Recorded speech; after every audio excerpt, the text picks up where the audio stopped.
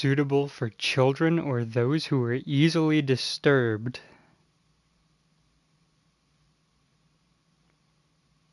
Interesting. Interesting.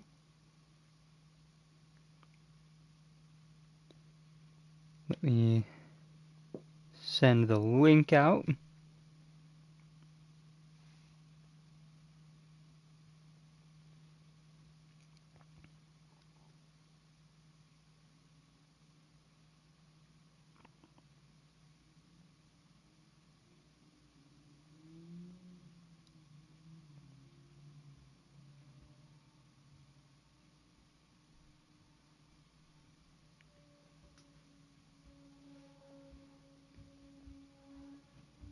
Some guy is racing outside. Well, howdy, John Wellington. Okay, and then if Discord would let me go to the side, that would be nice. Discord, thank you. See, just raise your voice until you get what you want. That's my philosophy in life. It hasn't failed me once.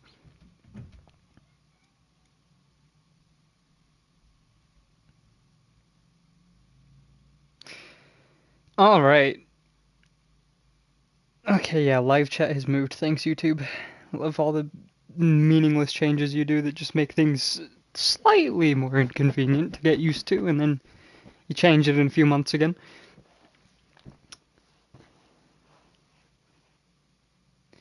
Okay, and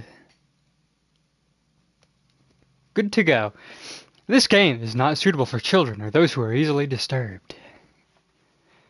I was told this was just a dating game. That's not what I was told.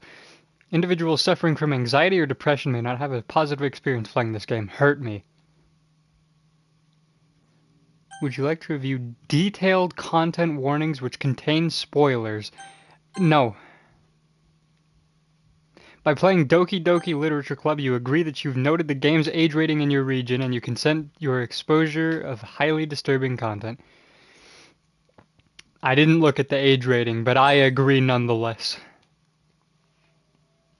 I mean, look at this game. What could possibly go... I read the description. It just said that, like, oh yeah, it's the horrors of dating. I mean, look at this game. What could possibly go wrong here? Nothing would go wrong. Please enter your name. Should I put my actual name here? Wait a minute, that's where this song is from? I've heard this theme before. In the memes. Oh no. Okay, should I put my actual name on this? I don't know if I want to do that.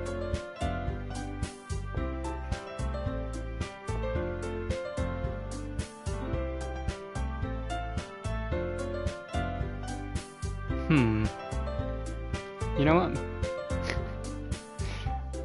Call me Nick.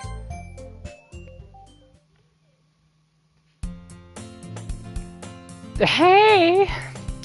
I see an annoying girl running towards me from the distance, waving her arms in the air like she's totally oblivious to any attention she might draw to herself. I hate her! That girl is Sayori, my neighbor and good friend since we were children. I take it back, I don't hate her. You know, the kind of friend you never see yourself making today, but it just kind of works out because you've known each other for so long.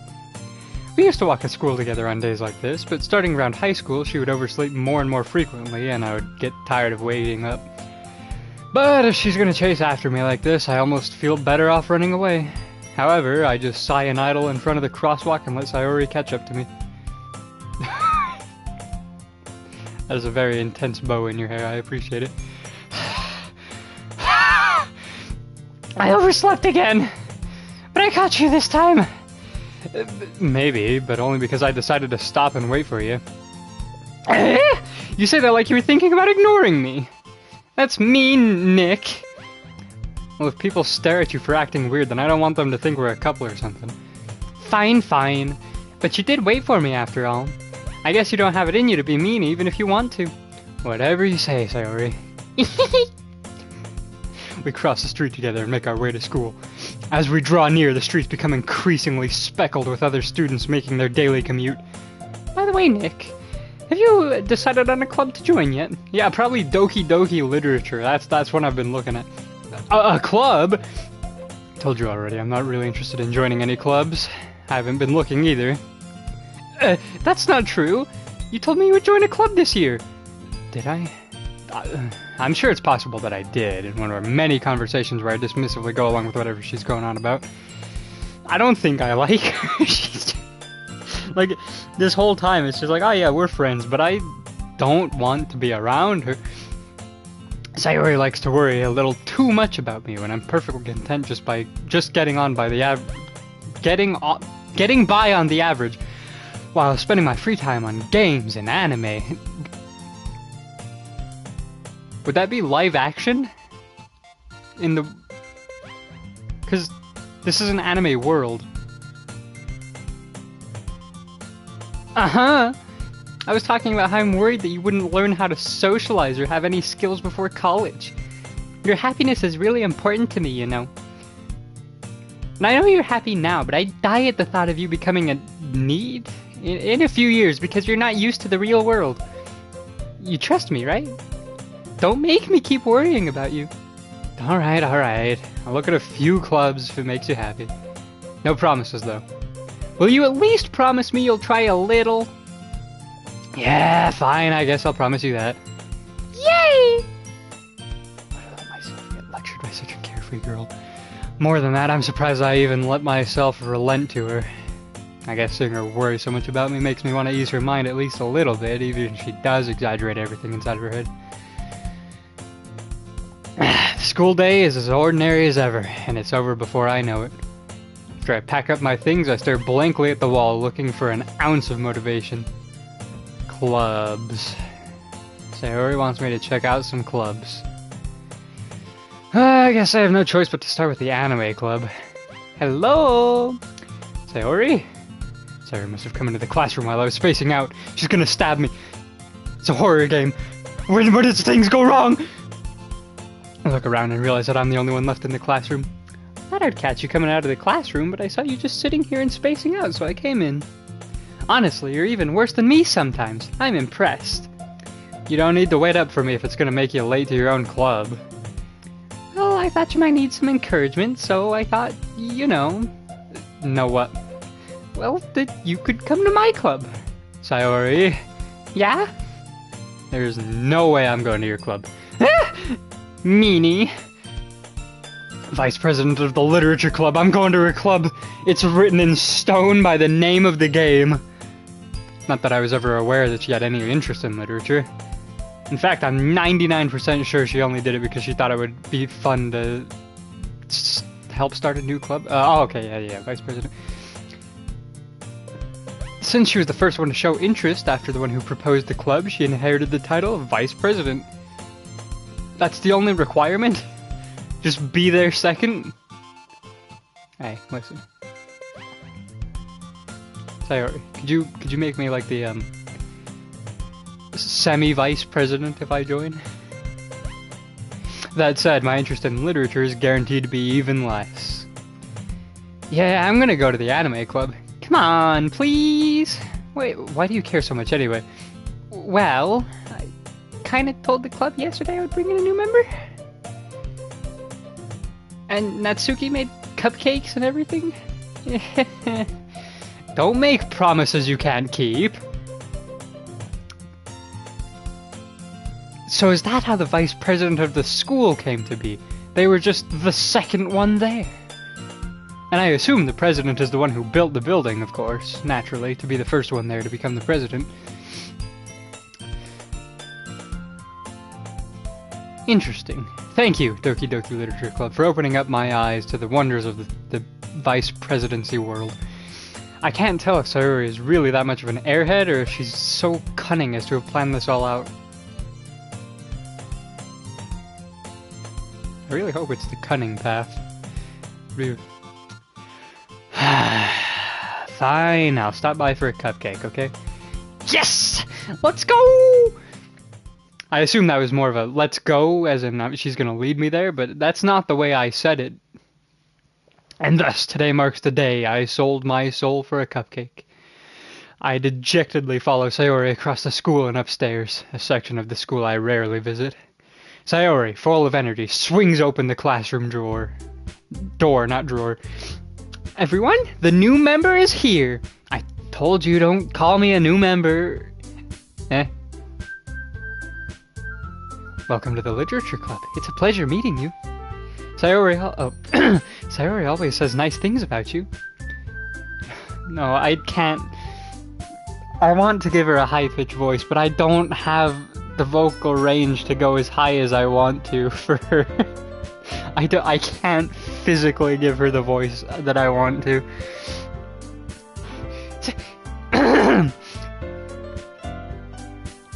Seriously? You brought a boy? Way to kill the atmosphere! Oh, come on, how many... what would your voice be? Nick, what a nice surprise! Welcome to the club!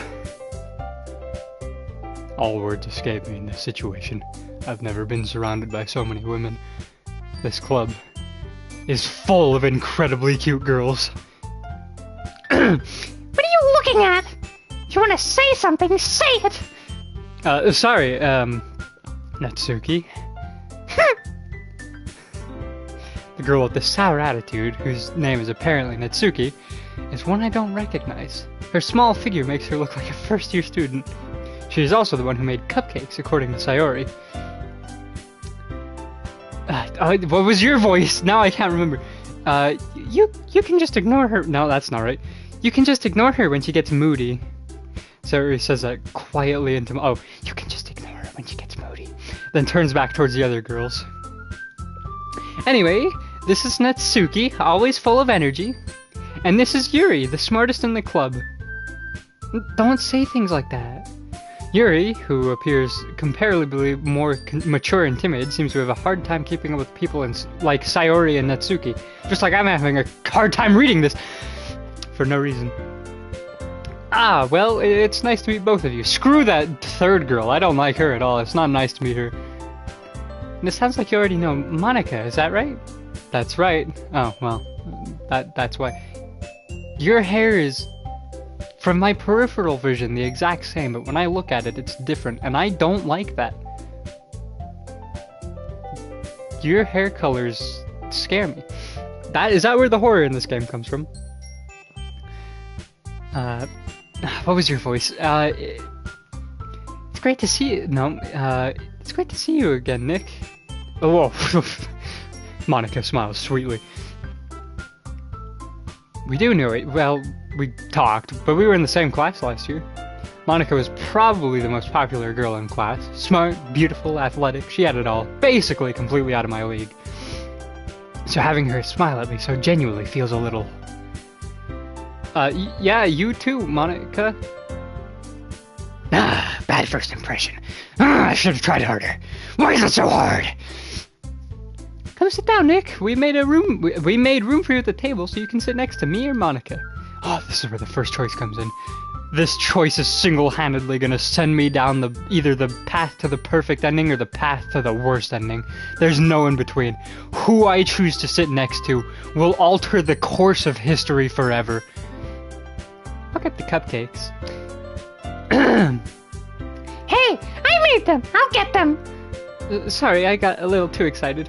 Then how about I make some tea as well? The girls have arranged if... Hi, Ethan. I'm sorry you have to see me like this. The girls have a few desks arranged to form a table. As Sayori mentioned, it's been widened so that there is one space next to Monika and one space next to Sayori. Natsuki and Yuri walk over to the corner of the room where Natsuki grabs a wrapped tray and Yuri opens a closet. Still feeling awkward. I don't get a choice? I don't get to decide the course of history? I don't get to ruin my playthrough on my first choice?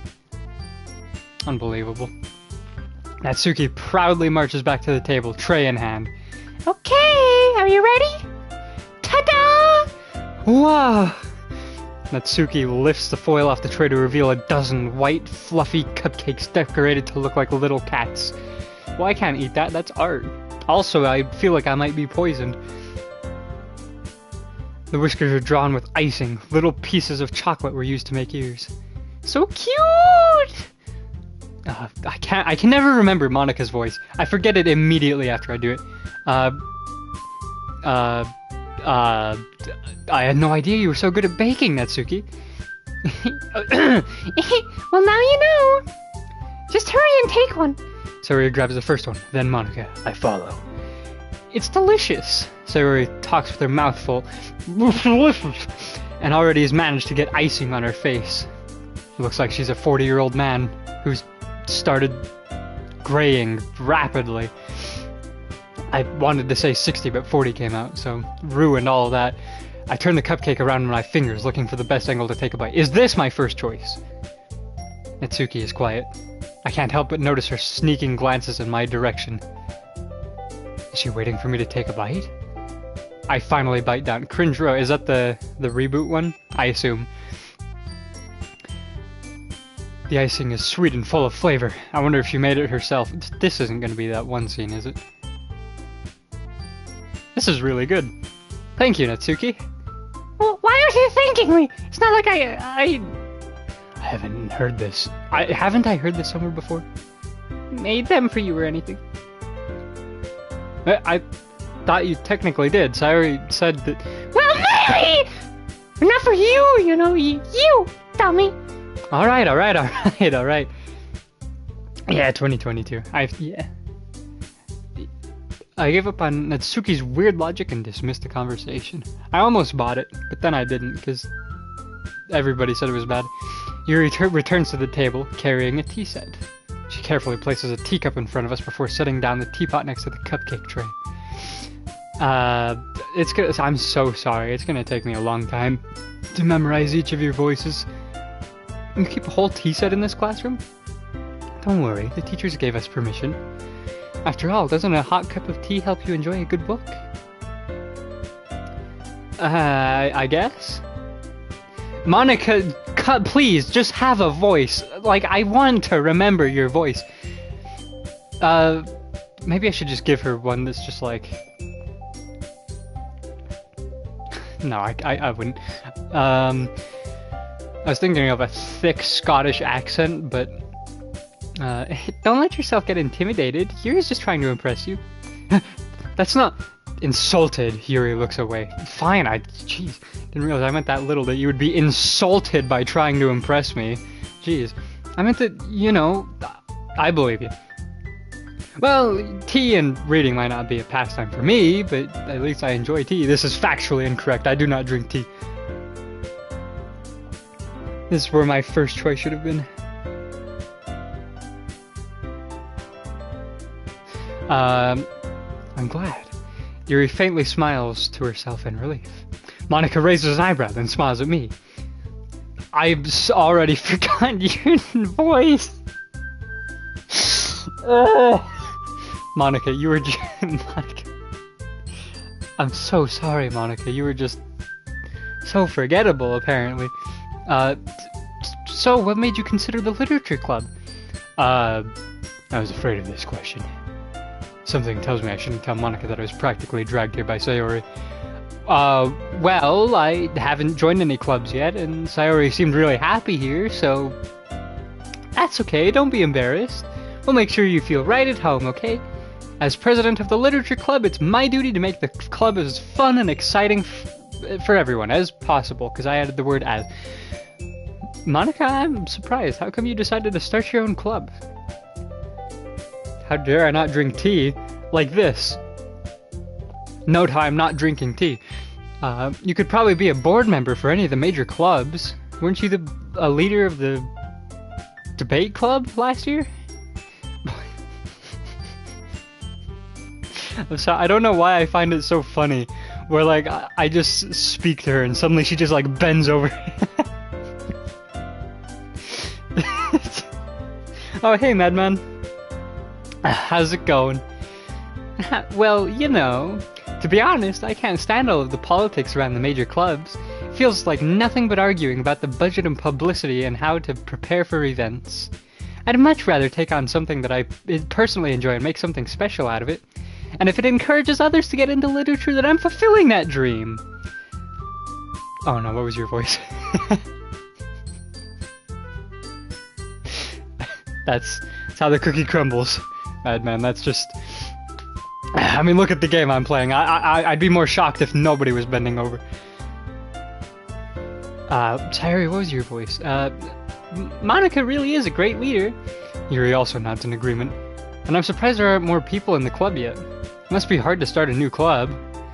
You could put it that way. I forgot your voice already, Monica. I am so sorry. Not many people are very interested in putting out all the... Wouldn't it be putting in all the effort? To start something brand new. Especially when it's something that doesn't grab your attention, like literature. You have to work hard and convince people that you're both fun and worthwhile. But it makes school events, like the festival, that much more important. I'm confident that we can all really grow this club before we graduate. Right, everyone? Yeah! We'll do our best. You know it! Everyone enthusiastically agrees. She has a fang. Oh no. Such different girls, all interested in the same goal. Not the same girl. That would be incredibly awkward. Monica must have worked really hard just to find these three. Maybe that's why they were all so delighted by the idea of a new member joining. Though, I still don't really know if I can keep up with their level of enthusiasm about literature.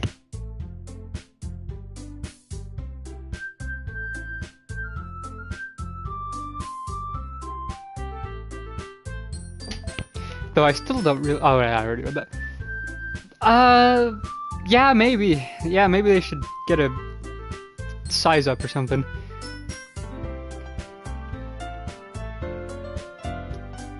Oh wow, missed a lot. Yeah, madman, it's been a while. Why are you so busy? What was your voice? Nick, what? She has more soothing voice. Silk. Think silk when I see purple hair. High pitch for little pink.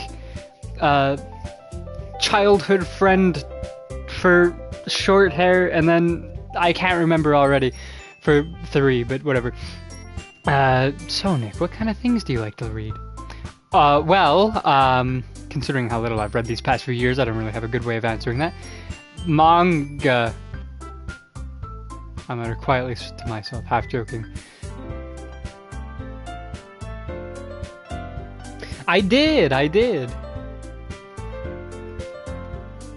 Big event.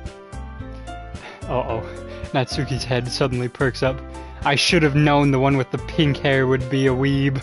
I should have known. It looks like she wants to say something, but she keeps quiet. Not much of a reader, I guess.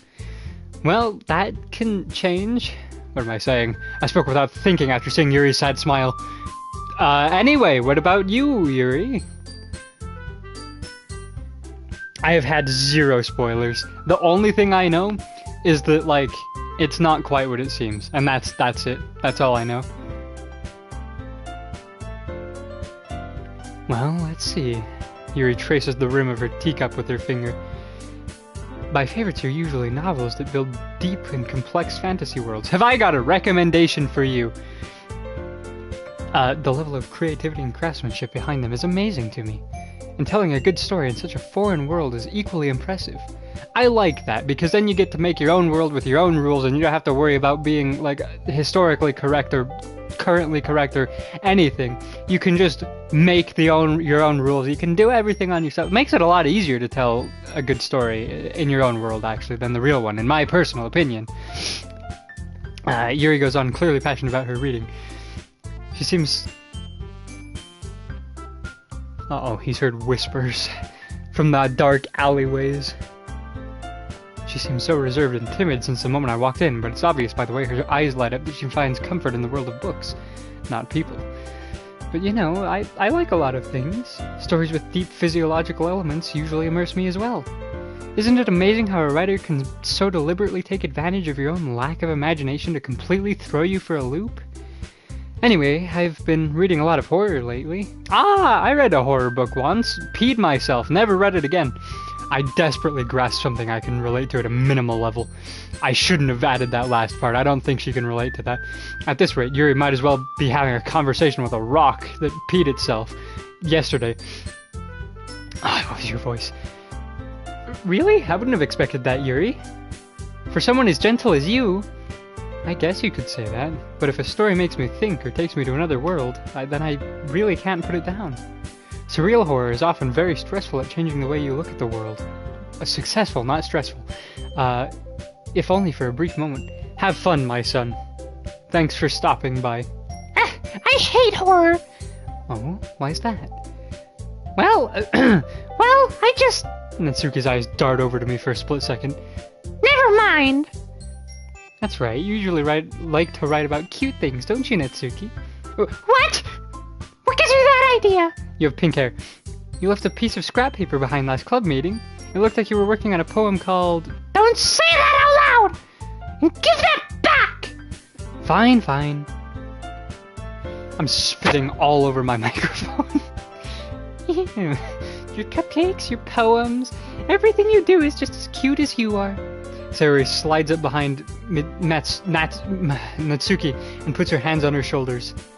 I'm not cute! Natsuki, you write your own poems? Well, I guess sometimes. What do you care? I think that's impressive. Why don't you share them sometime? No! Natsuki averts her eyes. You wouldn't like them. Ah, not a very confident writer yet? I understand how Natsuki feels. Sharing that level of writing takes more than just confidence. The truest form of writing is writing to oneself. You must be willing to open up to your readers, exposing your vulnerabilities and showing even the deepest reaches of your heart. Do you have writing experience too, Yuri? Maybe if you share some of your work, you can set an example and help Natsuki feel comfortable enough to share hers. I guess it's the same for Yuri.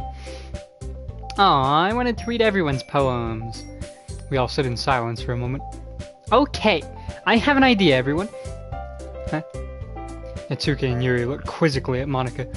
Let's all go home and write a poem of our own. Then, next time we meet, we all share them with each other.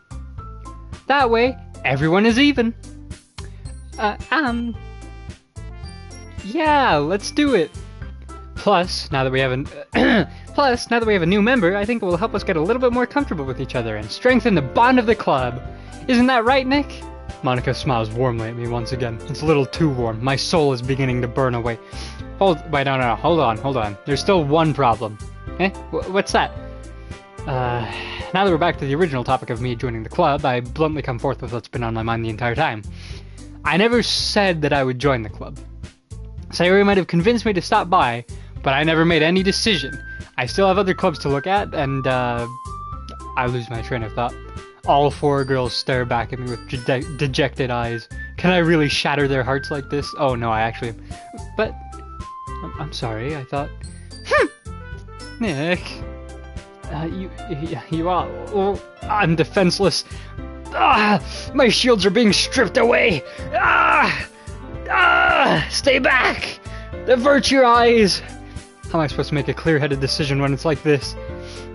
That is, if writing poems is the price I need to pay in order to spend every day with these beautiful girls. Right. Okay, I've decided then. I'll join the club. One by one, the girls' eyes light up.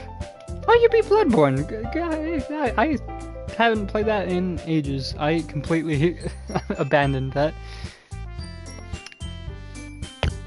Did you platinum it? Yes! I'm so happy! Sayori wraps her arms around me, jumping up and down. It turned you into a man. I'm glad that puberty could be speedrun with Bloodborne. Oh, hello, Luke. Whoa, hey. You really did scare me for a moment. Why would that scare you? What? Yuri. 74th platinum. Okay. Alright. Man's a gamer. If you really just came by for the cupcakes, I would be super pissed.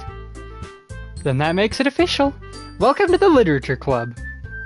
Thanks, I guess. Okay, everyone. I think with that we can officially end today's meeting on a good note. Everyone, remember tonight's assignment. Write a poem to bring to the next meeting so we can all share. Monika looks over at me once more. Nick, I look forward to seeing how you express yourself. Yeah. Can I really impress the class star Monica with my mediocre writing skills? I already feel the anxiety welling up inside me. Meanwhile, the girls continue to chit-chat as Yuri and Natsuki clean up their food. Hey Nick, since we're already here, do you want to walk home together? Ah, that's right. Sarah and I never walk home together anymore because she always stayed after school for clubs. Sure, might as well. Yay!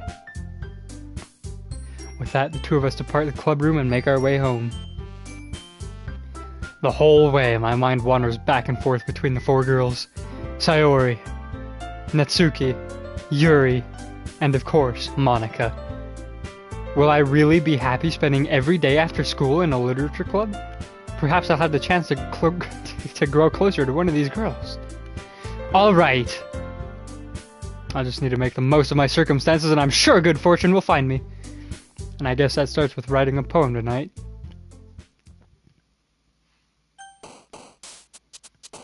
Pick words you think your favorite club member will like. Something good might happen with whoever likes your poem the most. Boop. I want to start a poem with boop. I'm really tempting, but I will go with unending massacre. Oh no! Oh no! Unending raindrops. The heaven sent melody. No, determination. Unending raindrops, heaven sent melody. Actually, that sounds delightful. Unending raindrops, heaven sent melody.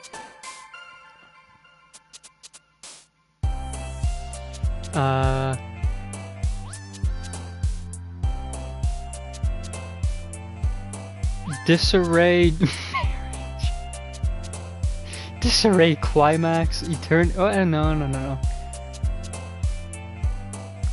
No, it's falling apart at the seams. Can I go back? Nope, once you've chosen, you're stuck for life.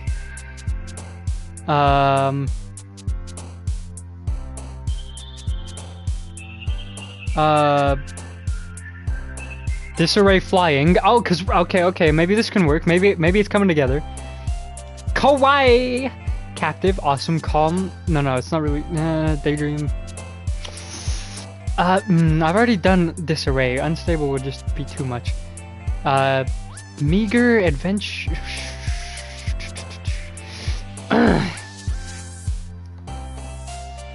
What was the last word I picked? Adventure? No, that's one of the options. I don't remember. Hang on, I gotta go back, look at the options. Gotta rewind the stream. Why did I just get a trophy? Okay, I put,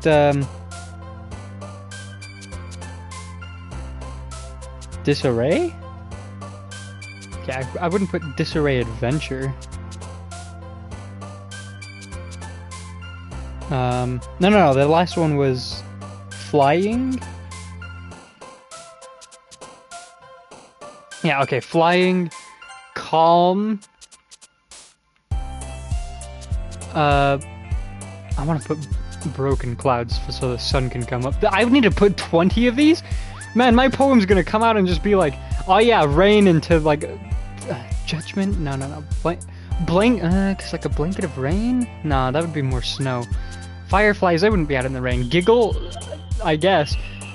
Shiny, rain is kind of shiny. Treasure of the sky, maybe, I don't know. Tragedy, it always rains when there's a tragedy. Broken, I could put like a, cloud seems a little too obvious, but maybe that's what I need right now. Rein it back in. Okay, clouds, anime. Spinning, yeah.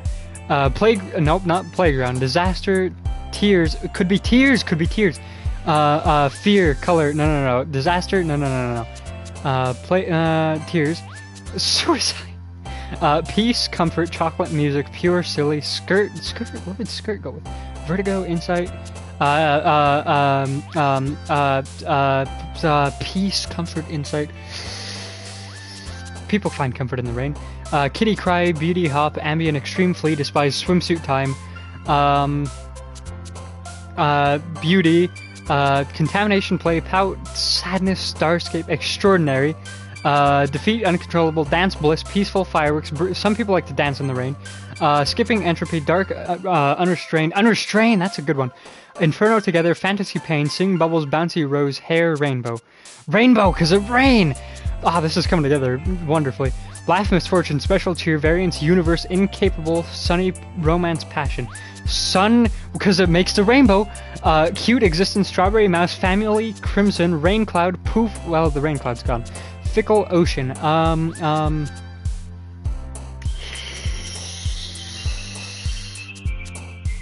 I want to put existence, but that... Maybe the sun, because it comes out and it, like, exists again behind the clouds. Grief, sparkle, lollipop, friends, happiness, precious, disoriented, love, twirl, warm. Warmth. End it with a... Oh, that's not the end. Analysis, childhood, holiday, atone, infinite, agonizing, milk, question, anxiety, vivid. Let's go with vivid. Nice, vivid rainbow.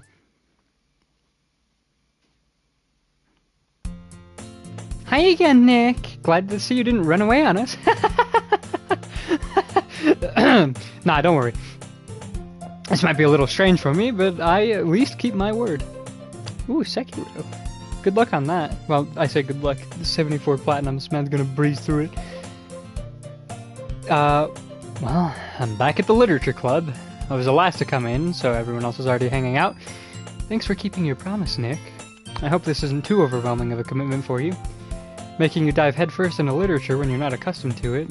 Oh, come on, like he deserves any slack. Sayori told me that you didn't even want to join any clubs this year.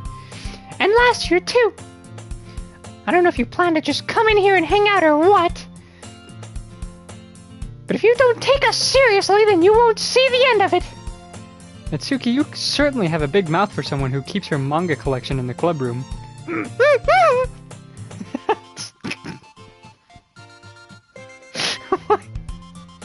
Just whimpered like a dog.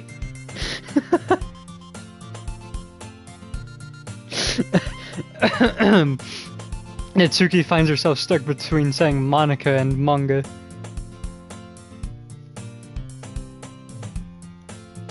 Light work, I figured as much. Manga is literature! Swiftly defeated, Natsuki plops back into her seat. Don't worry guys. I need to work on this. Nick always gives it his best as long as he's having fun. He helps me with busy work without me even asking. Like cooking, cleaning my room. How dependable. Sayori, that's because your room is so messy it's distracting. And you almost set your house on fire once. Is that so? You two are really good friends, aren't you? I might be a little jealous. Ooh! How come? You and Nick can become good friends too. Sayori? As usual, Sayori seems oblivious to the weird situation she just put me into. Oh! Your even brought you something today, you know? Oh, wait, Sayori. Me? Not really. Don't be shy. It's really nothing. What is it? Never mind. Sayori made it sound like a big deal when it's really not. What do I do? I'm sorry, Yuri, I wasn't thinking. I guess that means it's up to me to rescue the situation. Hey, don't worry about it. First of all, I wasn't expecting anything in the first place, so any nice gesture from you is a pleasant surprise. It'll make me happy no matter what. Is that so? Yeah, I won't make a big deal of it if you don't want it to be. Alright. Well, here. Yuri reaches into her bag and pulls out a book. I didn't want you to feel left out, so I picked a book that I thought you might enjoy. You know nothing about my... Okay. It's a short read, so it should keep your attention, even if you don't usually read. And we could, discuss it if you wanted. How is this girl accidentally being so cute? She even picked out a book she thinks I'll like, despite me not reading much. Yuri, thank you. I will definitely read this. I enthusiastically take the book and skip around like a schoolgirl. Phew. Well, you can read it at your own pace. I look forward to hearing what you think. Now that everyone's settled in, I expected Monica to kick off some scheduled activities for the club. But that doesn't seem to be the case. Sayori and Monica are having a cheery conversation in the corner. Yuri's face is already buried in a book. I can't help but notice her intense expression, like she was waiting for this chance. Meanwhile, Natsuki is rummaging around in the closet. Man, it looks like no one wants to be bothered today. Slumped down in the nearest desk. How am I supposed to occupy myself with something literature-related by myself like this? I guess I could always read some of the...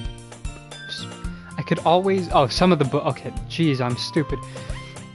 But I'm feeling a little too tired to read. I could probably fall asleep right now. Getting any new games? Well, I just got this one, and then the next game I get would probably be either Baldur's Gate or Spider-Man. I close my eyes and end up listening in on Sayori's conversation with Monica. We're probably gonna seem really lame compared to all the other clubs, though. Well, we can't give up. The festival is our chance to show everyone what literature's all about. Because that's what people want from a festival. The problem is the idea of a literature club sounds too dense and intellectual. But it's not like that at all, you know? We just need a way of showing that to everyone. Something that speaks to their creative minds. It doesn't solve the problem, though. What do you mean? Even if we come up with the most fun thing ever, nobody will come in the first place if it's a literature event. It's more important to figure out how to get people to show up in the first place, you know? And then after they come, we can do the thing to speak to their creative minds. What's this? Sayori is taking this really seriously. It's rare to hear her deliberating like this. Huh, that's a good point. In that case, do you think food will do the trick? What kind? Well, I guess we could... Cupcakes! Good thinking. Natsuki would love to do that. You're right. Natsuki makes the best cupcakes. That works out perfectly! That wasn't why you suggested it? Cupcakes speak to my creative tummy. Cupcakes it is, then. I'm hungry. Anyway, we still need to find out the details of the event, or work out the events of the details itself. The details of the event itself, I can't speak. I find myself smiling. In the end, Sayori is still her usual self. But therein lies the unexpected reason I admire her. Unlike me, who has trouble finding any motivation at all, Sayori can put her mind to things and make them come to life. I suppose that's why I end up letting her get on my case about things. I can't help but wonder what it would be like to see the world through her eyes. I open my eyes to find Sayori's face filling my vision. I nearly fall out of my chair. Sorry. Wait. Actually, I'm not sorry at all. It's your fault for sleeping like that.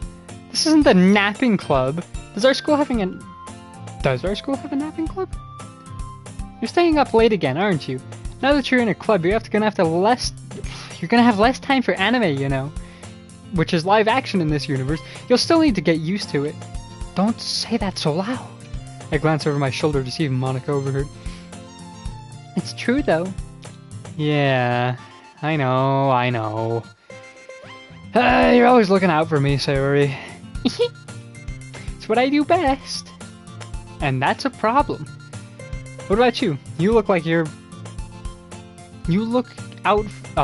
for me better than you look out for yourself. You're still oversleeping every day, aren't you? I poke her belly. Not every day. That's not very convincing. How many days of this past week have you gotten up on time? It's a secret. I knew it. Come on. At least give me the benefit of the doubt. I can't even do that. Physically, I am not able to do that. I do not have the physical capabilities within myself to give you the benefit of the doubt, Sayori, alright? It's written all over you. Sayori glances around at herself. How is it written all over me? You were clearly in a rush this morning. Look, your hair is sticking out around here. I run my fingertips down the side of her hair trying to straighten it out. Man, you really need a brush for this. My hair is just really hard to get right. Yeah, I'm not gonna fall for that. There's more than just your hair. See, look, your bow isn't straight either. And there's a toothpaste stain on your collar right here. I try to wipe the stain off with my finger. But nobody would ever notice that! Of course they would! Nobody's gonna tell you about it because they don't want to embarrass you. Fortunately, I don't really care about that. You meanie. And you don't even keep your blazer buttoned up. Seriously, Sayori, why do you think you don't have a boyfriend yet? That's super mean! Sorry, but you'll thank me later.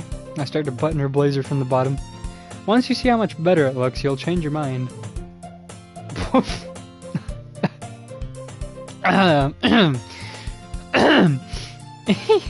He's so funny.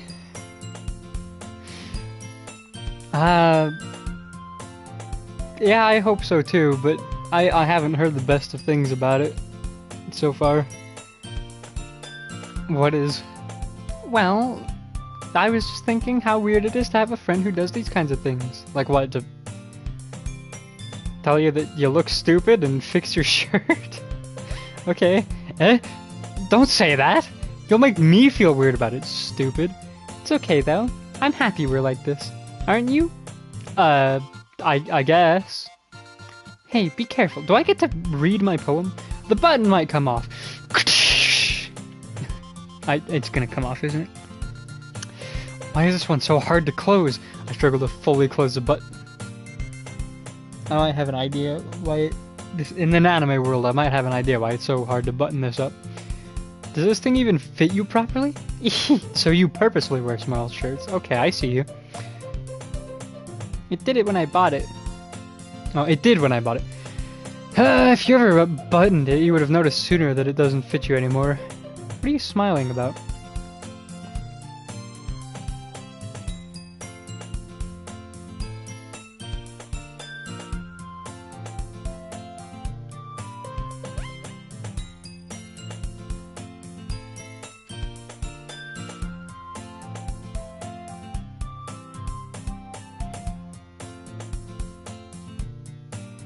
It means my boobs got bigger again. Whoa, don't say that out loud! Anyway, you look much better now, so, why does it feel strange to see her blazer buttoned up like that? But it's so stuffy. It's not worth it at all! She hastily unbuttons her blazer once more. Phew! That's so much better.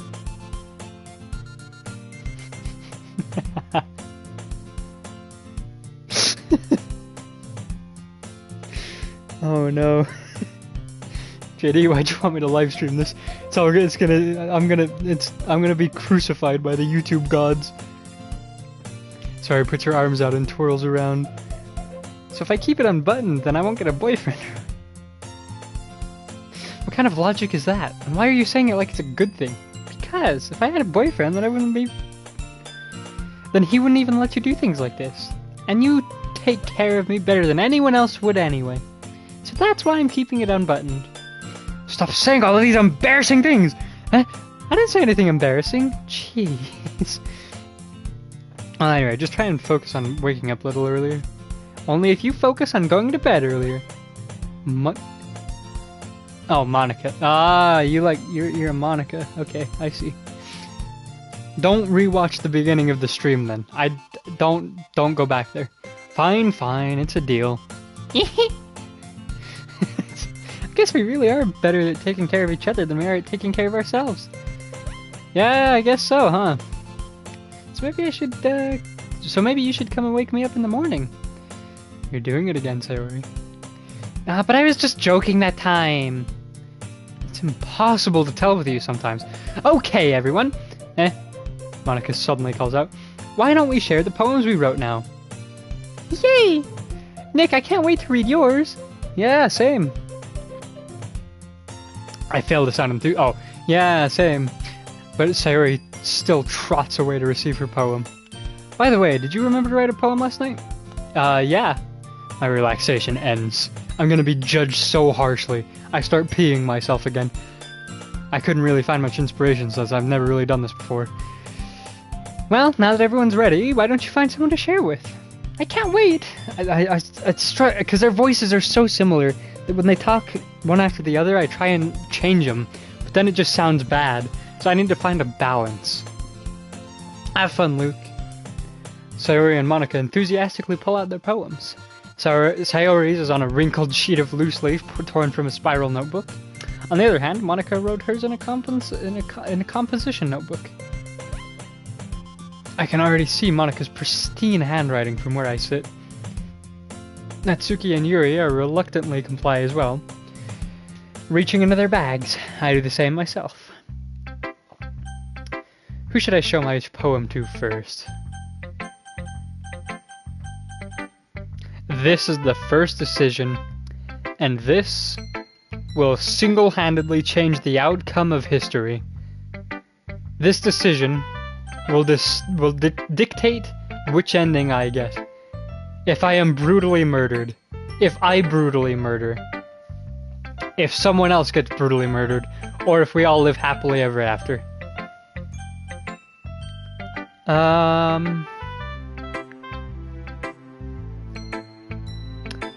Let's see.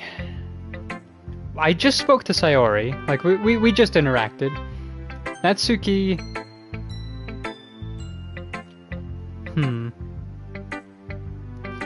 And Monica, again, just interacted. Yeah, I think it's been the longest since I've interacted with Yuri. And she seems the most excited about... no, who seemed the most excited about what I had? I don't remember. I'm gonna go with Yuri, just because it's been the longest since I've talked to her. Yuri seems the most experienced, so I should start with her. I can trust her opinion, to be fair.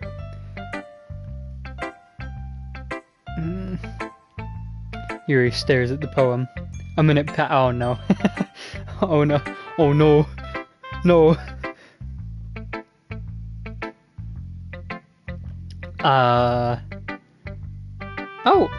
Sorry. I forgot to start speaking. It's fine. Don't force yourself. I'm not. I just need to put my thoughts into words. Hold on. Okay. This is your first time writing a poem, right? Yeah, why do you ask? I'm just making sure. I guess that it might be after reading through... Okay. Okay. Okay. So it's that bad. No! Did I just raise my voice? I'm so... that's not a throat clear, that's a... Okay, let me start over. Yuri buries her face in her hands. I couldn't help but notice, but it's been several minutes and we haven't really gotten anywhere. It might take Yuri a while to get used to new people. It's fine, I really didn't notice. What were you saying? Right, it's just that there are specific writing habits that are usually typical of new writers. And having been through that myself, I kind of learned to pick up on them. I think the most noticeable thing I recognize in new writers is that they try to make their style very deliberate. In other words, they try to pick a writing style separate from the topic matter and they form-fit the two together. The end result is that both the style and the expressiveness are weakened. Once Yuri finds her train of thought, it's as if her demeanor totally changes. Her stammering is completely gone and she sounds like an expert. Of course, that's not something you can be blamed for. There are so many different skills and techniques that go into writing even a simple poem. Not just finding them and building them, but getting them to work together is probably the most challenging part. It might take you some time, but it all comes with practice and learning by example, and trying new things. I also hope that everyone else in this club gives you valuable feedback. Natsuki can be a little biased, though. Biased? How? Well, never mind. I shouldn't be talking about people like that. Sorry. It's fine. I'm not sure if Yuri is apologizing for herself, to me, or to herself, to me, or to Natsuki. Do you mind if I read your poem now? Please do. I'd love to share my thought process behind it. Yuri smiles dreamily as if it's a rare opportunity for her. Which itself is kind of funny. After all, isn't this supposed to be a literature club? I can't read that, I apologize. Ghost under the light, the tendrils of my hairs illuminate beneath the amber glow. Bathing? It must be this one, the last remaining street light to have withstood the test of time, the last to the last yet to be replaced by the sickening blue-green hue of the future, I bathe, calms breathing air of the present, but living in the past. The light flickers. I flicker back. I gotta be honest, I'm not a poem guy, so that was a bunch of nonsense. I didn't really like it that much, but I'm gonna lie to you and tell you that I did like it. They do. They really do feel AI generated. I'm sorry, I have such terrible handwriting. You write in cursive, please stop that. What? I wasn't thinking that at all, but it took you a long time to read. Yeah, because your handwriting is so good that I can't physically read it. Please stop writing in cursive, please. Ah, well, I just don't read script very often. I actually think your handwriting is pretty. That's a relief. Also, I liked the poem, I think. I couldn't tell at all what was going on, but I think like a street light, and it was the last one to not be replaced, and you're in a bathtub bathing, and when the light flickered, you did too, so you probably got electrocuted and died. I'm sorry for your loss. It wasn't too short. I usually write longer poems. Not at all! I'm really glad you liked it. I'll be honest, since it's our first time sharing, I wanted to write something a little more mild. Something easy to digest, I suppose. If that's easy to digest, I fear what you're going to write for me in the future. Like, I fear I will not be able to comprehend what you write. Are you into ghost series? What? Where'd that come from?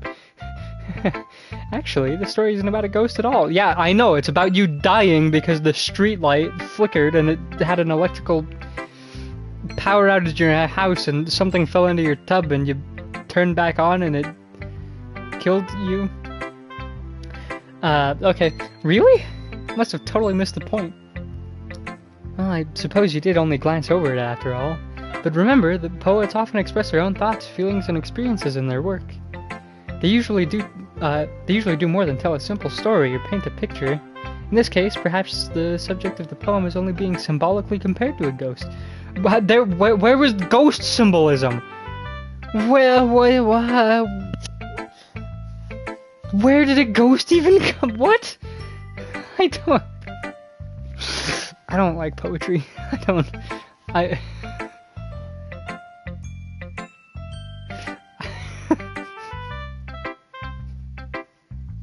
Where did a ghost come from? Lingering in her last remaining place of comfort, unable to let go of the past. Oh, and soon to be left with I thought there was a street light. What? Wait, were you in a bathtub, or were you a ghost, or were you a street light? What is happening? Were you all of them? Are you a ghost of a street light in a bathtub? It's a lot more solemn putting it that way. I hadn't even thought of that. It's impressive. It's nothing really. Handwriting is so good that I can't. Yes, kid, please do. Just make sure to. I want royalties on that. A dime every time it's said. By anyone, not just you, just anyone ever. Well, it makes me happy that you think that. Just remember that it won't be long before you pick up on these things too. Yeah, maybe you're right. Probably not though. I'll have to keep trying. Why are you counting on me? What? Why are you counting on me?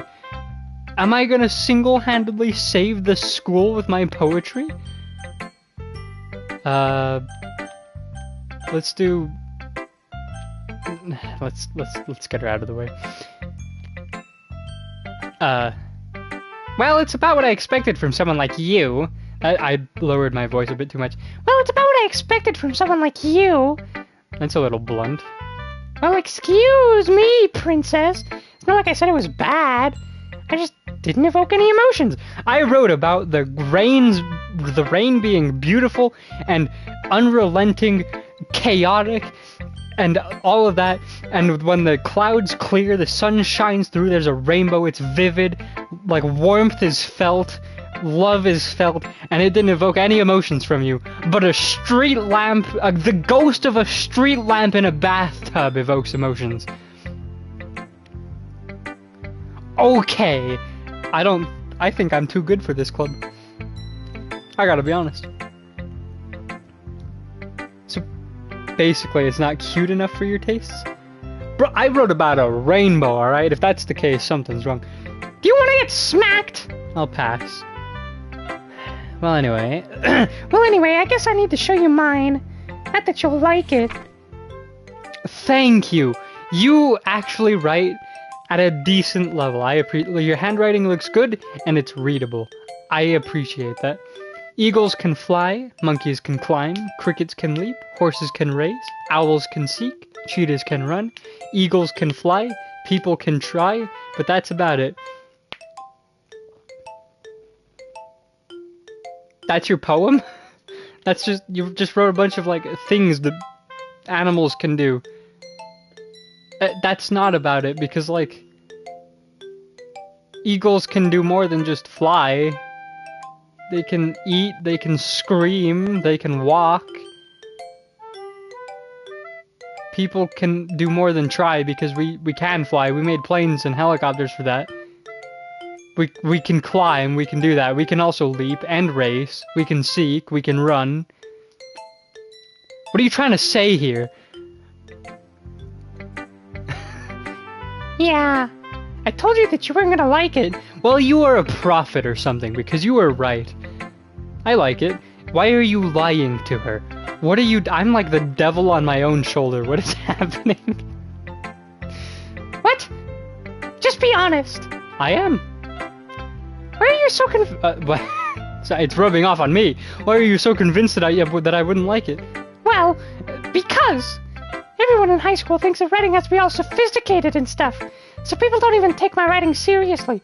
That was the least sophisticated thing I've ever read in my life. So you know what? You're accomplishing your goal, I guess. It's good on you.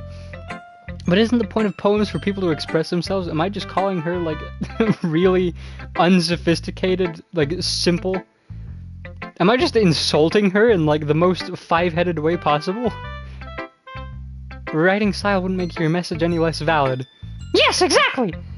I like it when it's easy. I like it when it's easy to read, but it hits you hard. That did not... I guess it left a lasting impression on me. I guess it did hit me hard. You know what? Thank you, Natsuki. Thank you. Like in this poem, seeing everyone around you do great things can be really disheartening. We already can do all of that. If you said, like, see 50 kilometers away, we can't do that, so that's what, I guess... Maybe we... Is there anything we can't do? If you said breathe in space, well, then there's nothing else that can do that. If you said,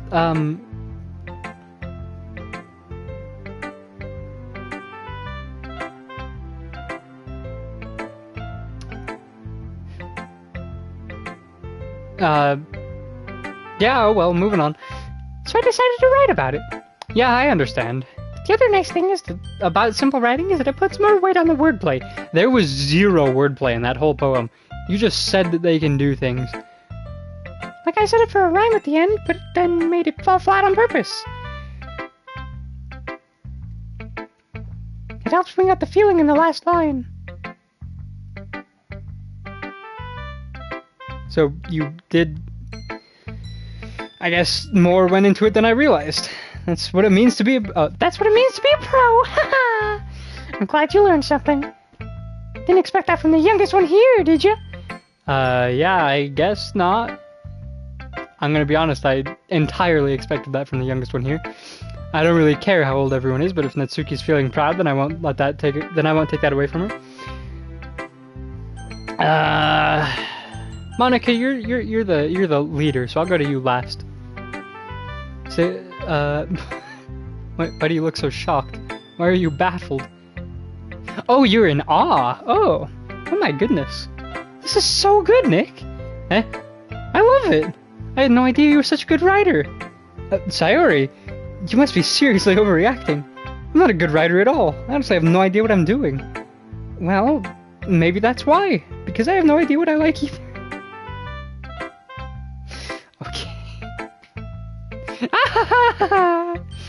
Jeez. Your opinion was way more constructive than this. Are you sure you don't like it just because I wrote it? Well, I'm sure that's part of it, but I think I understand you a lot better than a lot of other people, you know? So when I read your poem, it's not just a poem. It's a Nick poem. Thank you. That makes it feel extra special. Thank you, Sayori. Thank you. Like, I can feel your feelings in it. Thank you. Thank you. Thanks. I'm really happy that you just wrote one. My voice is dying. I can't keep doing high pitch. There's gotta be like some big giant man in here so that I can counter this by doing a low voice and keep my voice alive. Please. My voice is going. It just reminds me of how you're really a part of the club now. Not to mention the fact that I'm standing in front of you in the club room. But, well, of course. Not really into it yet, but that doesn't mean I'll break my promise. See? It's like I said before, Nick. Deep down, you're not selfish at all, you know? Trying new things like this for other people, that's something only real good people do. Thanks, Sayori. I'm not sure she sees the full picture of my motive here, but then again, can't deny that she's part of the reason I joined. Knowing how much this means to her and all. Yeah, and I'm gonna make sure you have lots of fun here, okay? That'll be my way of thanking you. Alright, well, I'm gonna hold you to that then. Yay! Now you'll read my poem too, right? Don't worry, I'm really bad at this. We'll see about that. Dear sunshine, the way you glow through my blinds in the morning makes me feel like you missed me, kissing my forehead to help me out of bed, making me rub the sleepy from my eyes. Are you asking me to come out and play? Are you trusting me to... What? Are you trusting me to wish away a rainy day? I look above, the sky is blue. It's a secret, but I trust you too. If it wasn't for you, I could sleep forever, but I'm not mad, I want breakfast. I'm gonna be honest, that was probably the best poem here. It's a poem about just waking up, and it's the best one. Because that one actually had something to it. Sayori, this is just a guess, but did you wait until this morning to write this? No, just a little bit. You can't answer just a little bit to a yes or no question. I forgot to do it last night. Well, you know, at least that makes me feel a little bit better about myself. Don't be mean! I still tried my best. Yeah. I didn't mean it to say it was a bad poem. It came out nice. Or how should I put it? It sounds just like you. Really? Yeah. Especially that last line. I made eggs and toast. Even though you were late to school. It's bad to skip breakfast. I get all cranky. Well, there's no point in arguing, I guess. Anyway, thanks for showing me. Yeah, it was so much fun. Monica's the best. Yeah. The next time I won't forget. And I'm gonna write the best poem ever. Well, I guess I look forward to it. Are you giving me an option? There's a single choice left. And you're gonna give me an option?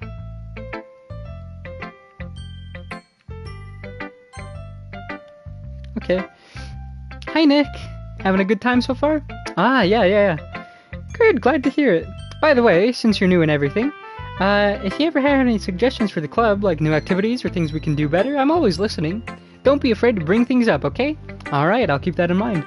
Of course I'll be afraid to bring things up. I'm much better off just going with the flow until I'm more settled in. Anyway, want to share your poem with me? It's kind of embarrassing, but I guess I have to. Don't worry, Nick. We're all a little bit embarrassed today, you know? But it's that sort of barrier that we learn to get past soon. Yeah, that's true. I hand Monica my poem. I don't... Holy... How did I just read that entire Monica sentence and the chat simultaneously? I read one out loud and one in my head, and I actually understood both. I feel like a god in this realm. Okay. I like this one. It makes me think of something Sayori would like. Well, you're not wrong.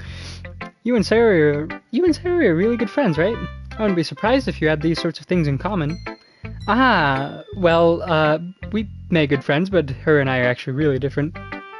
Well, that may be the case, but maybe there are also some similarities that you wouldn't expect. The way she talks about you sounds like the two of you really care about each other's well-being. Even if you show it in different ways, it ends up being more similar than you'd think. So I think that's the kind of vibe I get when reading your poem. Are you sure you're not just reading into it too much? I could be. Oh gosh, I sound like Yuri. But in any case, Sayori's writing has a kind of gentle feel to it. I can tell she likes exploring with emotions like happiness and sadness. Who knew that someone so happy would enjoy sad things too? Yeah, that's totally unexpected. Well, to each their own. And you shouldn't be afraid to experiment a little bit either. Well, I'm sure I'll end up trying different things a lot. It could take a while before I feel comfortable doing this. And that's okay. I'd love to see you try new things. It's the best way to find the kind of style that suits you. Everyone else might be a little bit biased towards their own kinds of styles, but I'll always help you find what suits you the most. So don't force yourself to write the way everyone else wants you to write. It's not like you have to worry about impressing them or anything.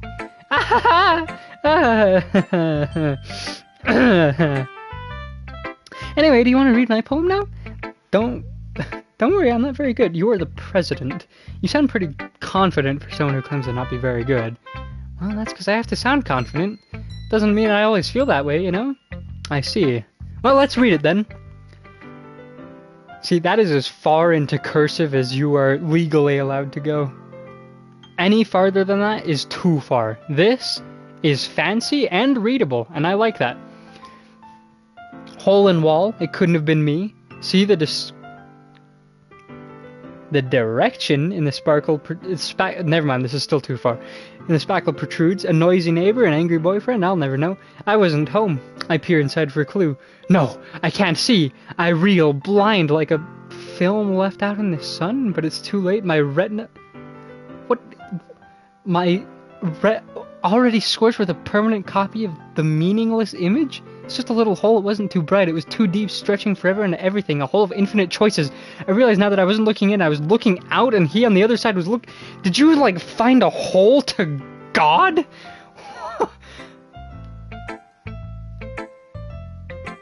Not even to God. It was like a hole to just... the being. The one who dwells. Like, you just peered out into the multiverse, and it looked back. That is actually kind of good. I like that. You know, I think Monica has my favorite poem. It's okay. Yeah, that kind of style has gotten pretty popular nowadays. That is, a lot of poems have been putting emphasis on the timing between words and lines. When performed out loud, it can be really powerful. What was the inspiration behind this one? Well, I'm not sure if I know how to put it. I guess you could say that I had some kind of epiphany recently. It's been influencing my poems a bit. An epiphany? Yeah, something like that. I'm kind of nervous to talk about deep stuff like that because it's kind of coming on strongly. Did you peer into the infinite multiverse, Monica? Are you the villain?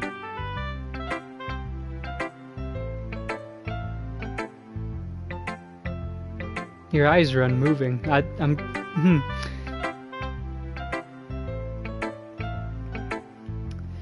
Maybe after everyone is better friends with what? I skipped the last line apparently. Anyway, here's Monica's writing tip of the day. Sometimes when you're writing a poem or a story, your brain gets too fixated on a specific point. If you try so hard to make it perfect, then you'll never make any progress. Just force yourself to write something down on the paper and tidy it up later. Another way to think about it is this. If you keep your pen in the same spot for too long, you'll just get a big dark puddle of ink. So just move your hand and go with the flow. That's my advice for today. Thanks for listening. I see. So it's better to write squiggles than it is to think about a word. Yeah, I guess that's everyone. Glance around the room. It's a little more stressful than I anticipated. It's as if everyone is judging me for my mediocre writing abilities. Even if they're just being nice, there's no way my poems can stand up to theirs. This is a literature club after all. I sigh. I guess that's what I ended up getting myself into. Across the room, Sayori and Monica are happily chatting. My eyes land on Yuri and Natsuki. I pronounce her name differently every single time I say it. And they gingerly exchange sheets of paper, sharing their respective poems. As they read in tandem, I watch each of their expressions change. Natsuki's eyebrows furrow in frustration. Meanwhile, Yuri smiles sadly. What's with this language? Huh? Did you say something? Do you have telekinesis?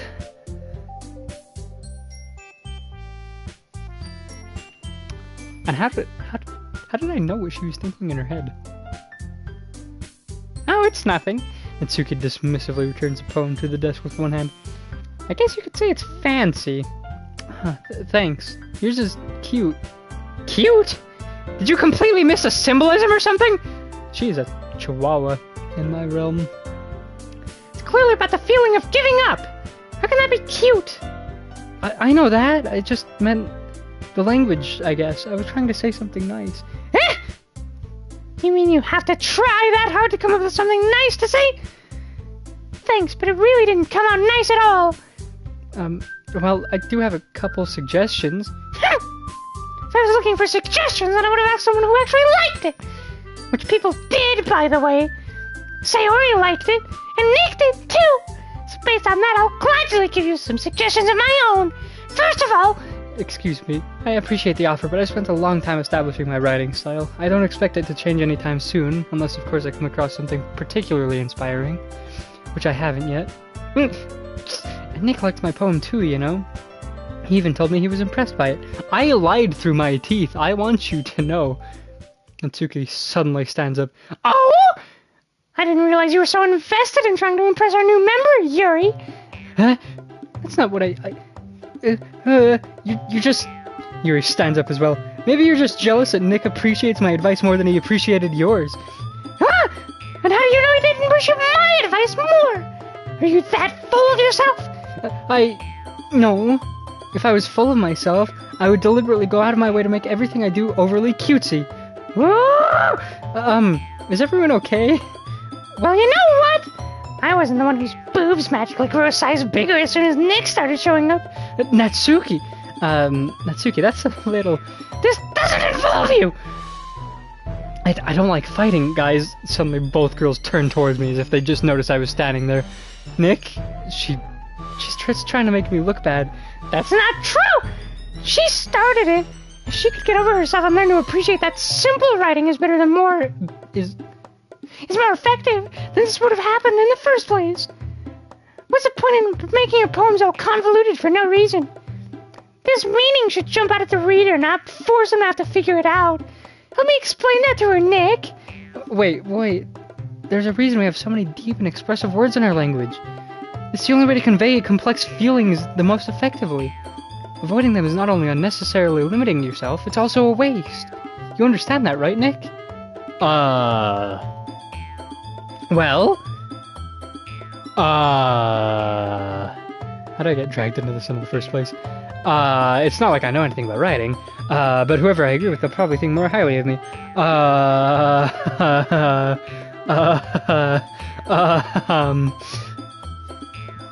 So let's see. I do think that Yuri was a bit too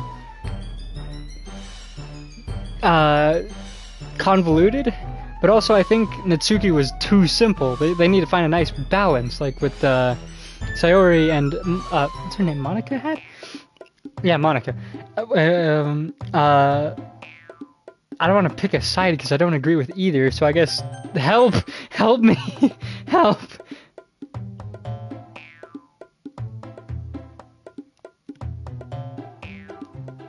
Yuri.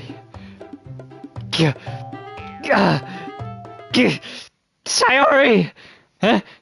Yeah? Everyone's fighting and it's making Sayori uncomfortable. How can the two of you keep fighting when you know you're making your friend feel like this? Nick? Well, that's her problem. This isn't about her. I agree. It's unfair for others to interject their own feelings into our conflict.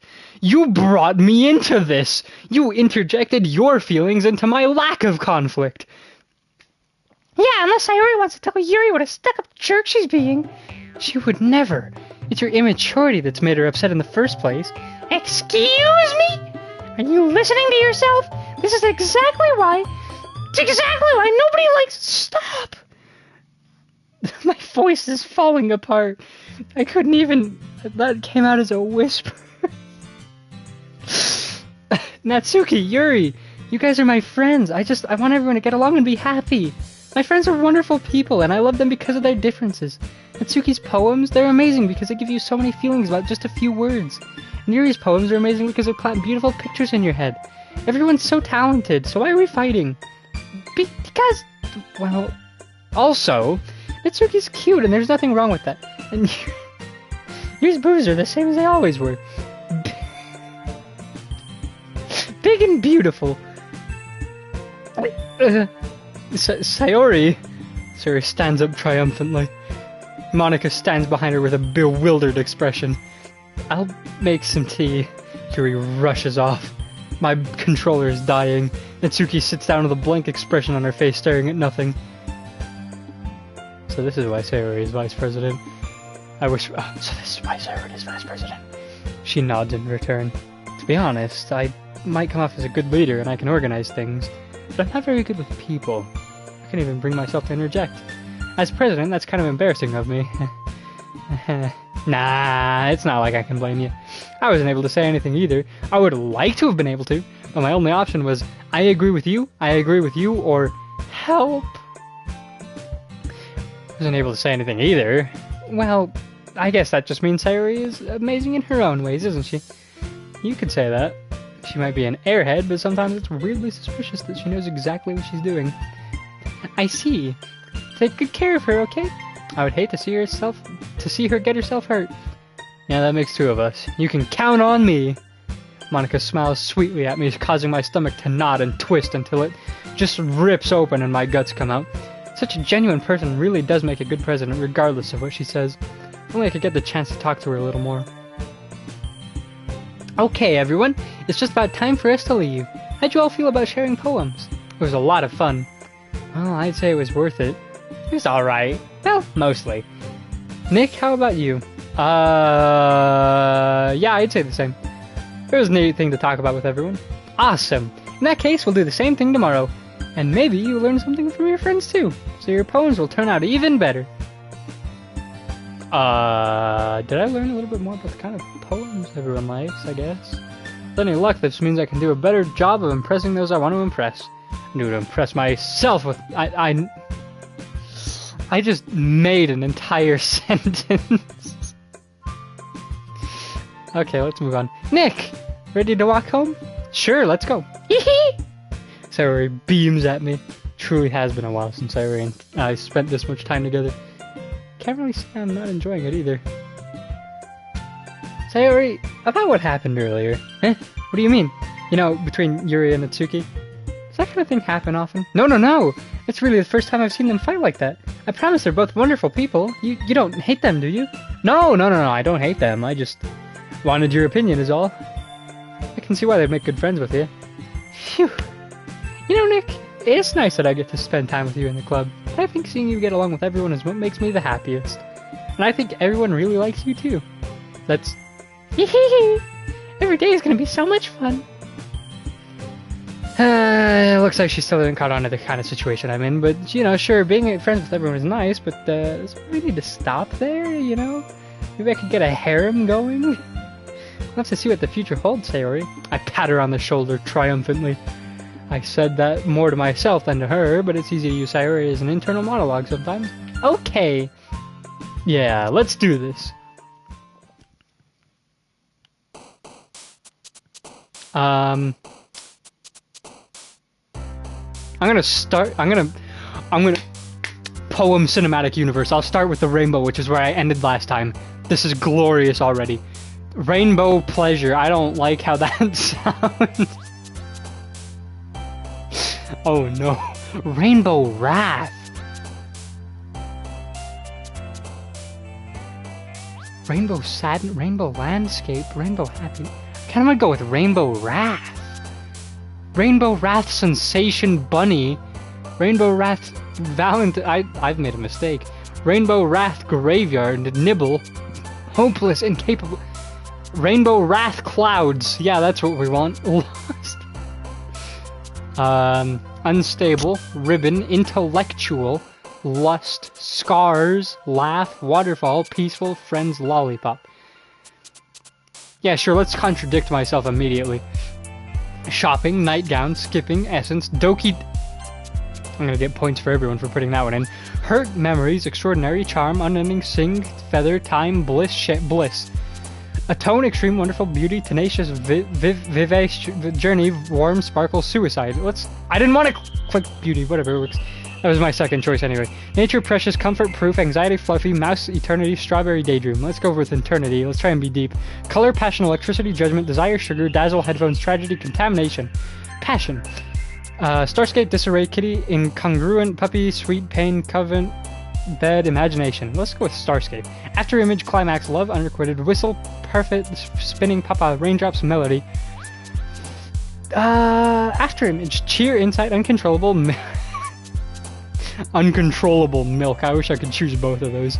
Amazing, cheeks, silly, vitality, disaster. Let's go with cheeks. Calm, variance, chocolate, melancholy, despise, crimson, disown, tears, giggle, sticky. Crimson. Agonizing, boop, jumpy, flower, sunset, playground, destiny, depression, music, joy. Boop. Anger, sunny, heart, awesome, skirt, candy, analysis, shiny, flying hair. Flying. Misery, fantasy, fireflies, infinite, vertigo, loud, bouncy, existence, pout, sucks. Bouncy, play, kawaii, bouncy anime? Bouncy defeat. Bouncy kawaii. Let's go all in. Dark, fickle, fireworks, family, aura, together, twirl, romance, horror, alone. Horror. Smile, blanket, ocean, secretive, dance, grief, whirlwind, special, broken peace. Peace. Hop, infallible, party, childhood, determination, heaven sent, ambient, heaven sent.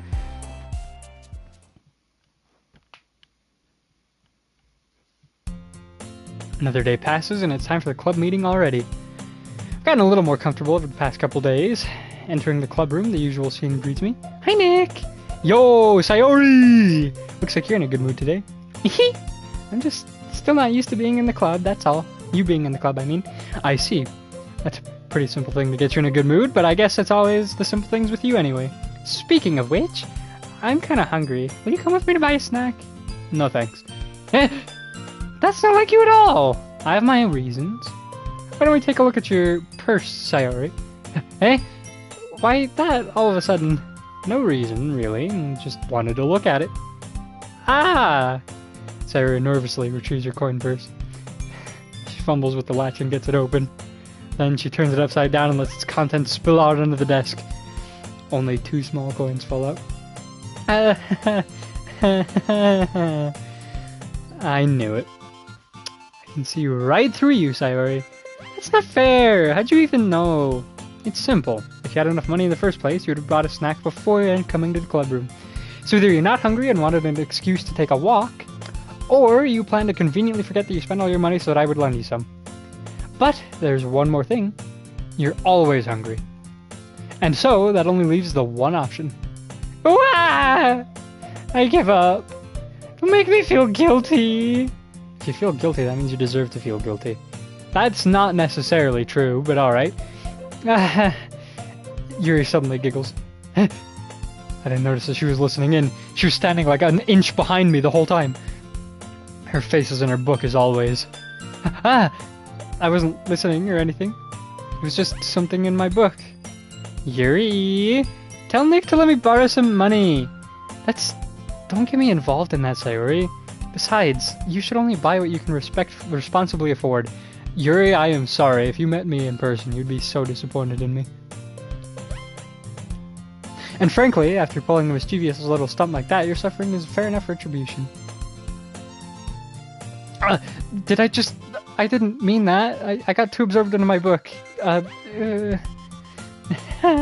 really like when you speak your mind, Yuri. It doesn't happen much, but it's a fun side of you. There's no way you could think that. You were right, though. I did something bad and I have to accept the revolution. Just start assaulting her on the spot. Retribution. That! Still, coming from you, Sayori, I guess there's a little devil inside all of this, isn't there? Hee. Don't let her fool you. Sayori knows exactly what she's doing. After all, she told you guys she was bringing me into the club before she even told me. But you wouldn't have come if it weren't for the cupcakes, so I had to trick Natsuki into making them. Come on, give me more credit than that, Sayori.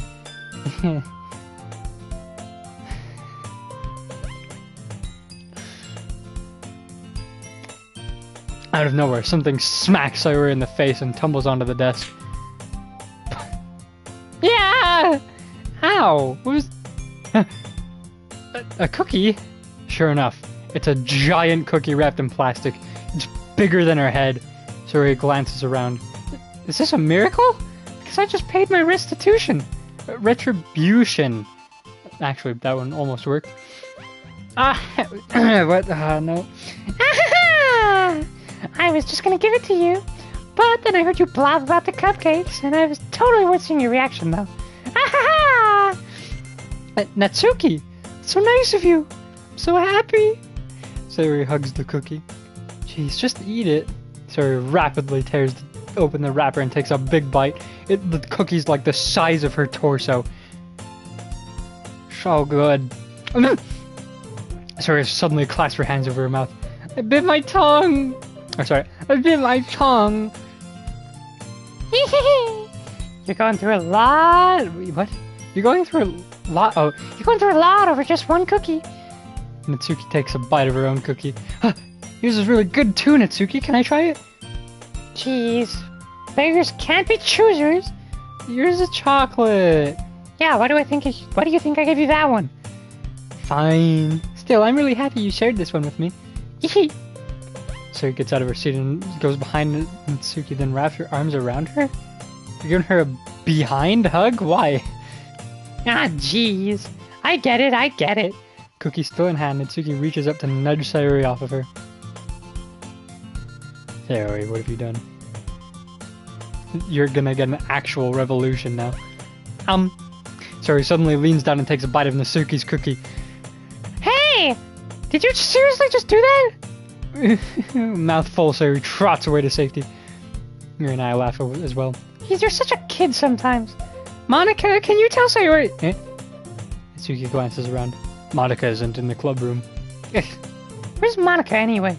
Good question. Have any of you heard anything about her being late today? Not me.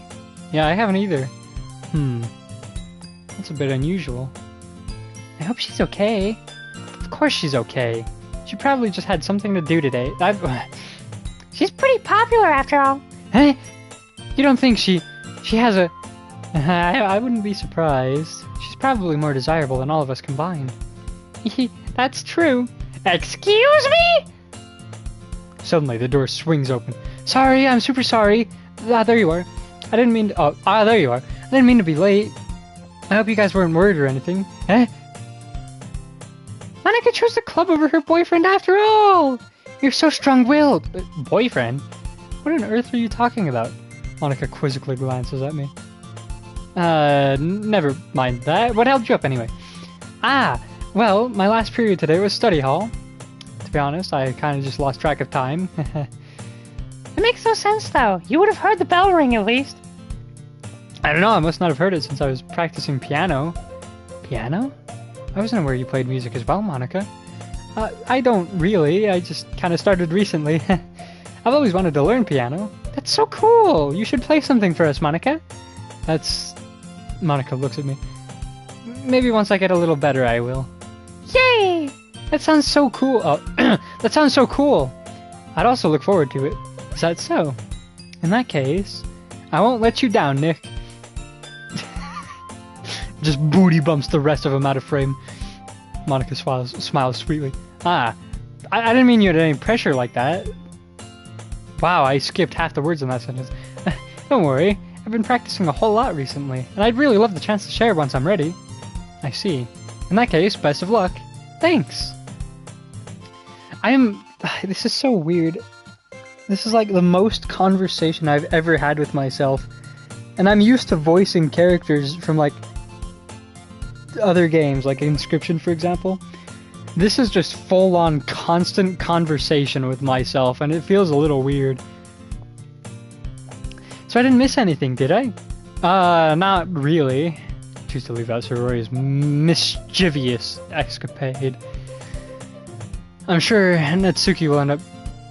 I didn't mean to skip that, I didn't get to read the rest of that. Looks like everyone has already settled down.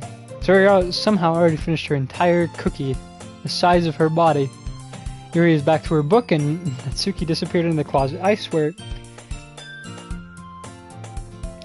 So I'm led to believe that she's reading manga in the closet, right? But the way this is going, and the past things I've seen, why would she lock herself in the closet to read this? Something's going on in there. I don't... Either she's really self-conscious about her manga, or she's doing something besides reading manga. She's up to something. Something mischievous. Maybe she's the villain. She's plotting down how to take down the school, gathering supplies in there. Or maybe it's just a different kind of manga. Nick! Siri suddenly comes up to me. We're gonna go get some supplies from another classroom. You wanna come with me? Supplies? What for?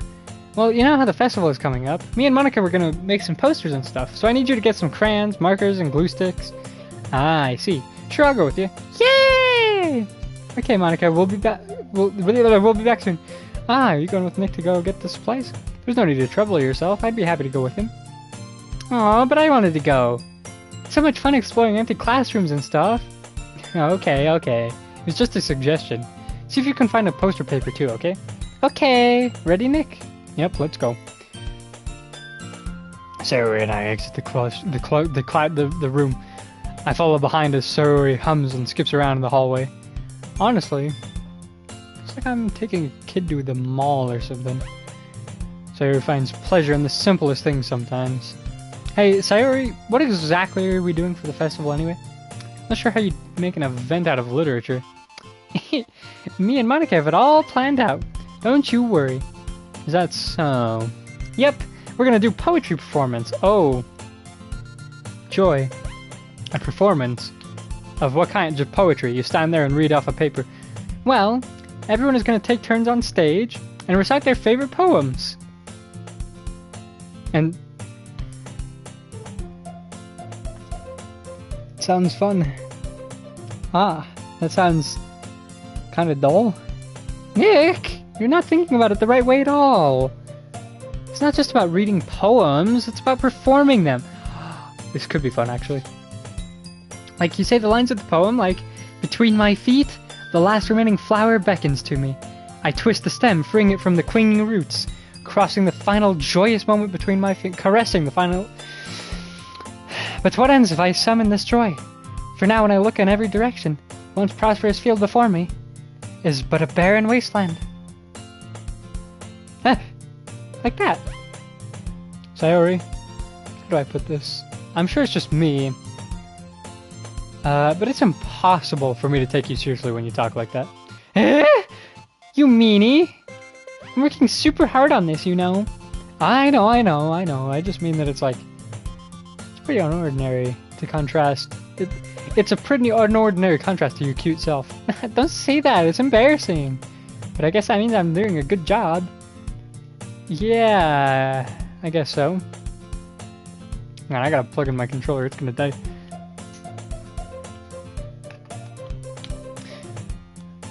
Yeah, I'm just so excited. The festival's gonna be so much fun. Sorry, spins herself around in the hallway again.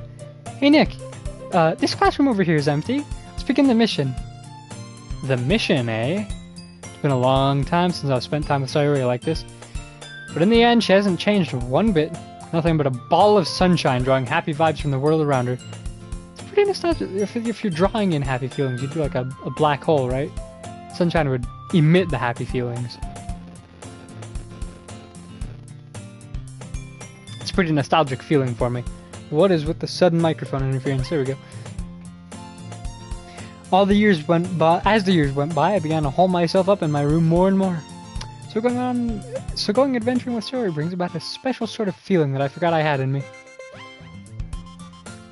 The two of us enter the classroom. Sayori heads straight to the closet and I follow. Let's see what we have in here. Crayons! She pulls a box of crayons from the shelf. They're the best brand too. They're kind of dirty though. Sayori starts pulling various crayons out of the box, reading the color names. Alright, that's one down. Don't get distracted, we still need to find... Wait, I'm looking for my favorite color. Fine. Then at least move aside so I can look for the poster paper.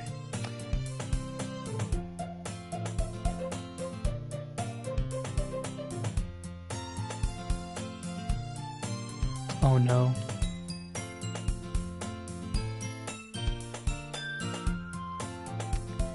Ah! I dropped one by accident.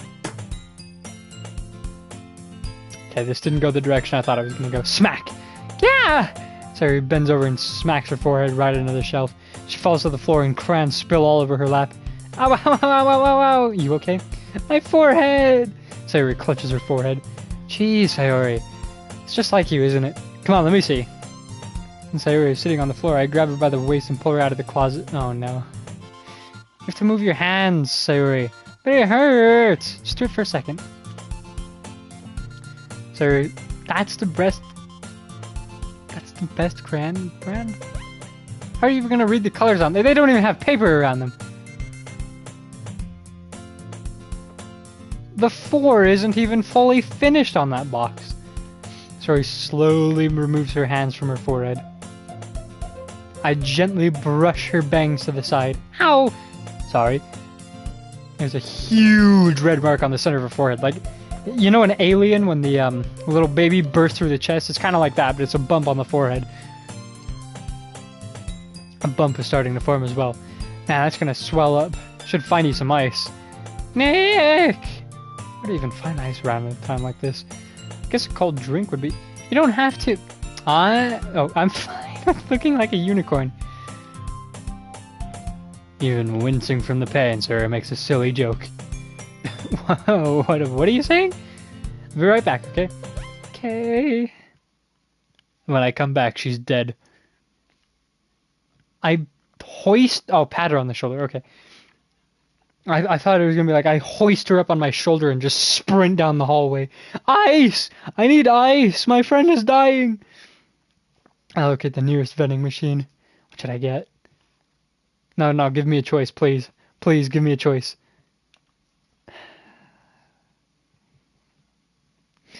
This game doesn't have as much decision making as I thought it would. I assume I get more as it goes on, though. In a moment, I'm already returning to the classroom where I left Sayori. She has one palm on her forehead and is using the other hand to clumsily scoop crayons back into the box. She hasn't done anything. The exact same crayons are still out in the exact same spot. At least we're already in the wrong spots before I spilled them. Sayori here, put that on your forehead. There you go. Right there. She already drank half of it? It's nice and cold. Oh, yeah, she already did drink half. What are you doing? For your forehead, you idiot. Ah, sorry, I forgot. How hard did you hit your head? She places the bottle against a bump on her head. It stings. Yeah, that's what happens when you hit your forehead. It'll be better soon. Looks like you cleaned up most of the crayons though, so that's good. What did she bump her head on? Hang on. So we're not in the closet, because that's clearly the classroom. In the closet, there's no like shelves or anything for her to bump her head on, unless she just smacked her head on the chair. In which case, how would you do that?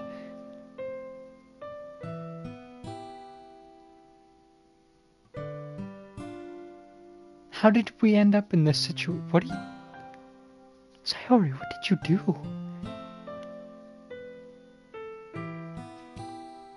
This kind of reminds you of growing up, doesn't it? No.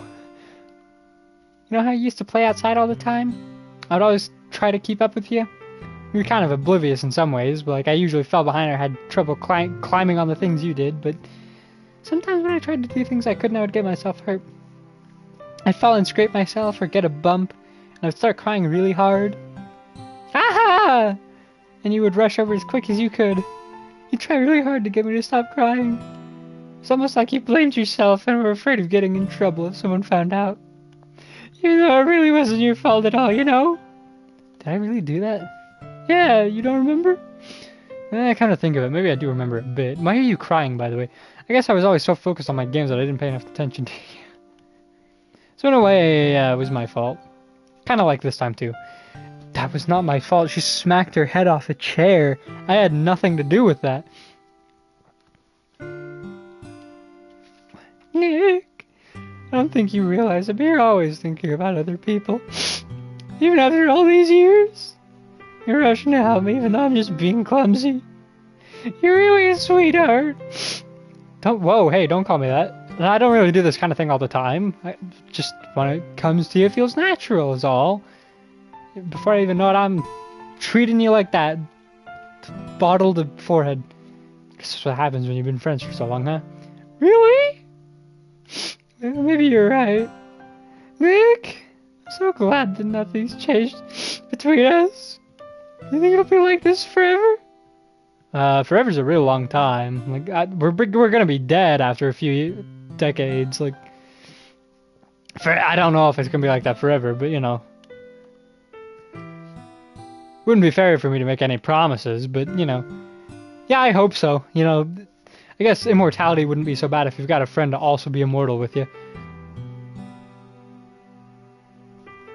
It's been this long already, right? Can't imagine you ever changing, so my hopes are up. I'm so happy! Saria has a whimsical expression in her eyes despite the tears. Like, it's seriously hard to see, but I can barely make out. She's got that whimsical expression. We remain silent for a moment. She's so silly and clumsy on the outside when I see her deep in thought like this. Is there more to this game, or is it actually just straight up a dating game? Because I feel like I was lied to about the mysterious events here. I feel like they put all those warnings at the start just to make someone see, like, everyone think that it's a big, mysterious, horror, psychological game. But then they actually just end up playing a dating game and they got tricked into it, and now it's just on their channel forever. Makes me not want to disturb her. I guess we should go back. She wipes the tears from her eyes, desperately trying to hide the fact that she ever cried. I don't want to worry Monica, you know? Good luck with that. She's gonna see your forehead either way, not to mention the, like, red lines that are on your face now. Not if I hide it under my bangs. She sweeps her hair over her eyes, all the way down to her, like, chin. Sarah hops to her feet. Ah! She clutches her forehead again. Don't stand up so fast after hurting yourself, you dolt. I guess it's too late now. That's true, that's true. I guess it's too late now. Anyway, let's go. I drag her by the forehead bump. Oh, never mind. I follow her, I guess. So her plays with her bangs to try and hide the bump, but without much success. After a moment, we make it back to the classroom. So how does that hairstyle have any trouble hiding a bump on the forehead? Unless it actually is an alien bursting out of her forehead kind of bump. Ah, you're back. Good timing, I was just about ready to start sharing our poems. Sarah, your forehead. Ah, she's fine, don't worry about it. I was playing with the crayons and smacked my forehead into the shelf. There was no shelf, Sarah. Well, anyway, were you two able to find everything we needed? Uh-huh, I have it right. Sarah frantically glances around herself. I forgot all this stuff! Calm down, I have it right here. Found the poster paper, too. Ah! Oh.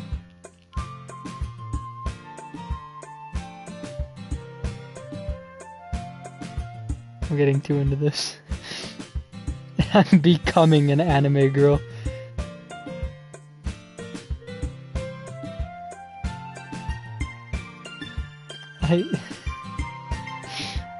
Someone please stop me.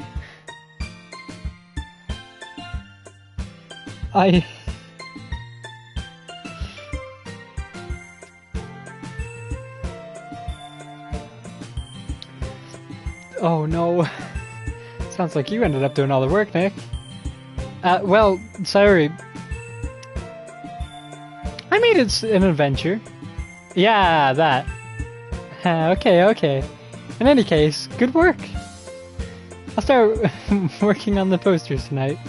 Me too. Okay, everyone. Are you ready to share your poems? I guess I should grab mine.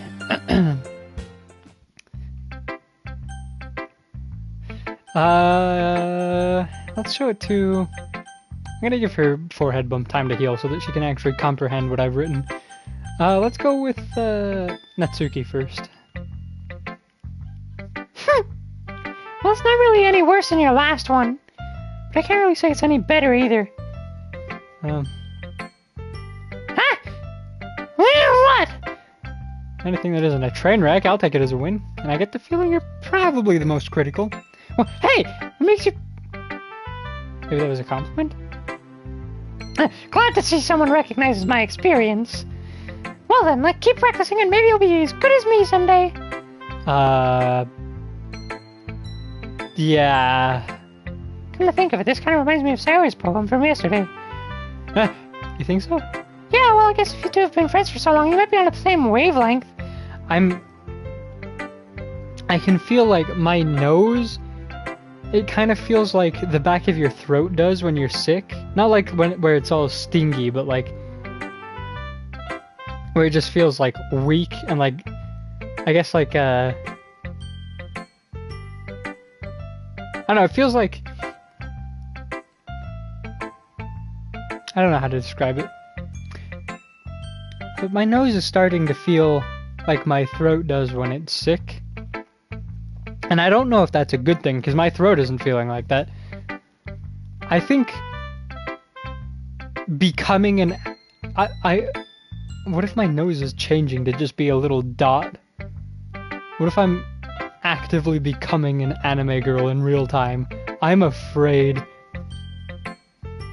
Like, my whole nose is starting to tingle. What's happening to me? Oh no.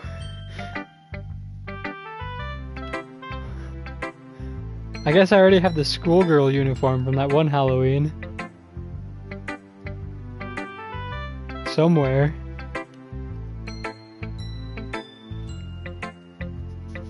Jeez. I'm actively...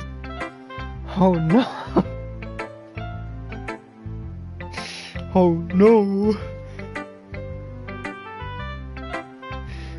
It's changing me. Sayori has a type all of a sudden? Well, I don't know, but honestly, how can someone so, fluffy spend so much time with someone like you?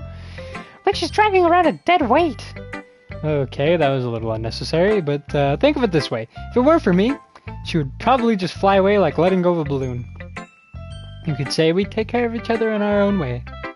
Whatever it is, I don't get it. Oh yeah, I guess I'm supposed to show you my poem. Here. Amy likes spiders. You know what I heard about Amy? Amy likes spiders. Icky, wriggly, hairy, ugly spiders. That's why I'm not friends with her. Amy has a cute singing voice. I heard her singing my favorite love song. Every time she sang the chorus, my heart would pound to the rhythm of the words. But she likes spiders. That's why I'm not friends with her. One time, I hurt my leg really bad. Amy tried to help me up and took me to the nurse. I tried not to let her touch me. She likes spiders, so her hands are probably gross. That's why I'm not friends with her. Amy has a lot of friends. I always see her talking to people. She probably talks about spiders. What if her friends start to like spiders too? That's why I'm not friends with her. It doesn't matter if she has other hobbies. It doesn't matter if she keeps it private. It doesn't matter if she doesn't hurt anyone. It's gross. She's gross. The world is better off without spider lovers. And I'm gonna tell everyone. Natsuki, what did I just read? Not bad, right? No, you're correct. It was terrible, actually. It's quite a bit longer than yesterday's. Yesterday's was way too short. I was just warming up. I hope you didn't think that was the best I could do. No, of course not. Anyway, the message is pretty straightforward in this poem. I realized I started to lose the voice, so I need to go back up to the highest pitch I can possibly go. But I thought I have to explain it. Sometimes you can explain complicated issues with much simpler analogies, and it helps people realize how stupid they're being. Like, anyone would agree that the subject of the poem is an ignorant jerk. Do you know people like that? Of course, it's about everyone that thinks about... That doesn't matter, it can be about anything. I wrote it to be easy to relate to. Everyone has some kind of weird hobby or a guilty pleasure. Something that you're afraid if people find out they'd make fun of you or think less of you. But that just makes people stupid! Who cares what someone likes as long as you're not hurting anyone and it makes them happy? I think people need to learn to respect others for liking weird things. Well, you're definitely right.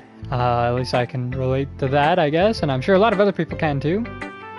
It's what I do best, after all. I don't like writing unless there's a good message to take away from it. Like, conveying emotions is important, but I want to make people think, not just feel.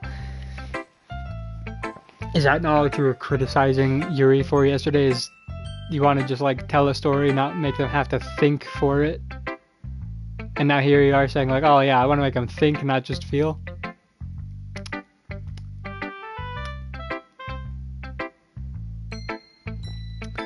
Natsuki, I'm not gonna lie, yeah, you're my least favorite. Yeah, you remember that too. I'm gonna write a good one for tomorrow too, so look forward to it.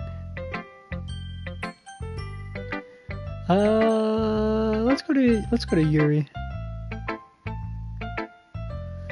And see what you've written for today.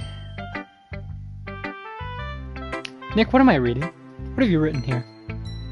Oh, hey, well done. Well done, Nick. I like this a lot. Your skills are already improving. Really? Thanks, Yuri. I just kind of clicked things at random. Like I put like bouncy... Did I put bouncy violence? Bouncy anime? Something. Coming from you, that means a lot. It's nothing. I'm just happy to help inspire fellow writers. I know you're new to this, so don't worry much if it seems like you can't get your poem to feel perfect. You don't need to be afraid to be a little more daring. Metaphors can go a long way. Don't feel like you need to work your brain like turning a bunch of gears. Try letting your mind wander through your feelings, and write down the things you see and hear. It's one way to truly enable your reader to see into your mind. It's a very intimate exercise. I see. It's surely an interesting technique. Thanks for sharing. I have, well, an example of that if you'd like to read it. Of course. Is this a poem you wrote for today? Yuri nods, timidly handing me her poem. Ah, yes. The raccoon. It happened in the dead of night while I was slicing bread for a guilty snack. My attention was caught by the scuttering of a raccoon outside my window. That was, I believe, the first time I noticed my strange tendencies as an unordinary human. I give the raccoon a piece of bread, my subconscious well aware of the consequences. Well aware that a raccoon that is fed will always come back for more. The enticing... Is that beauty or bounty? Beauty of my cutting knife was the symptom. The bread, my hungry curiosity, the raccoon, and that an urge, an urge. The moon Matt, please, Yuri, please. It's phased that and reflects that much more light off my cutting knife. The very same light that glistens in the eyes of my raccoon friend. I slice the bread fresh and soft. The raccoon becomes excited. Perhaps I'm merely projecting my emotions onto the newly satisfied animal.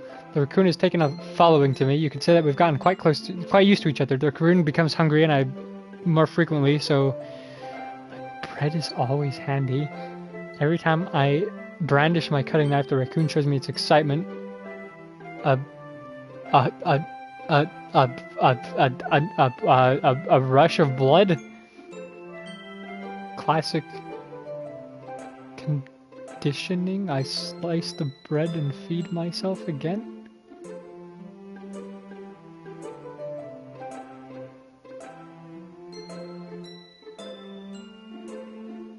Did you kill the raccoon?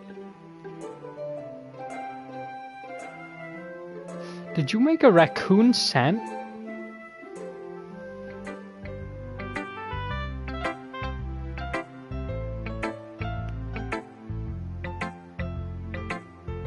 Yuri?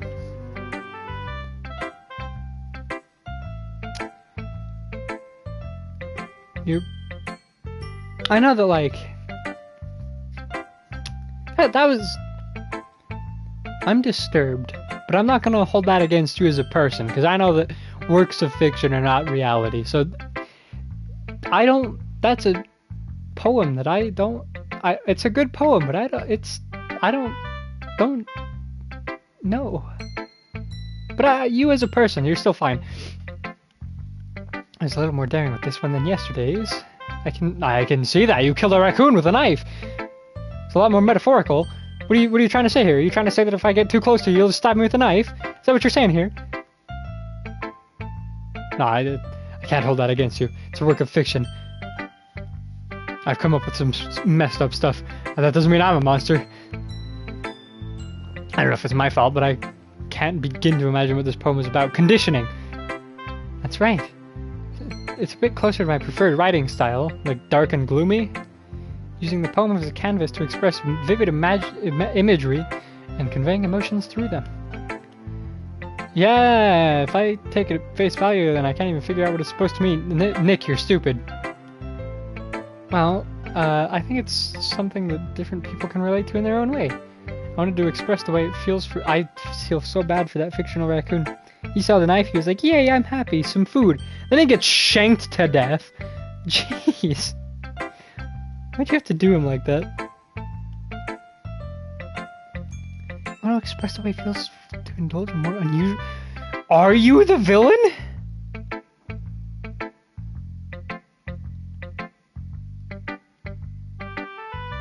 So, the way it feels for you to indulge in your more unusual hobbies is similar to conditioning an animal to like you and then stabbing it to death and then eating a slice of bread?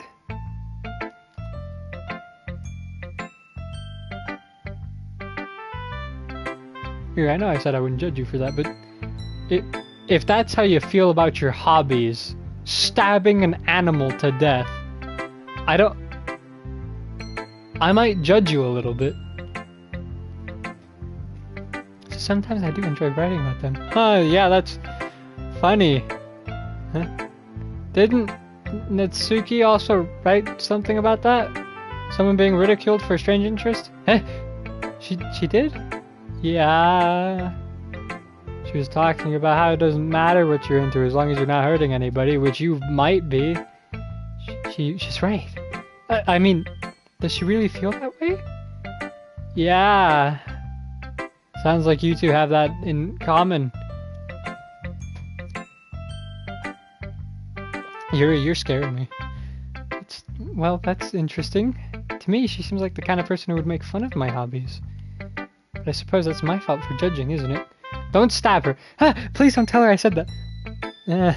Don't worry, I have no reason to. I won't tell anyone any of your secrets, ever. Please don't hurt me. Okay. Well, thank you for sharing it with me. After all, if I hadn't learned to embrace my own weirdness, I probably would hate myself. I might be ranting a little bit now, but I'm glad that you're a good listener. Yeah, I'll listen to all you want to say. Yeah, besties for life, long life. Till we die of old age, preferably.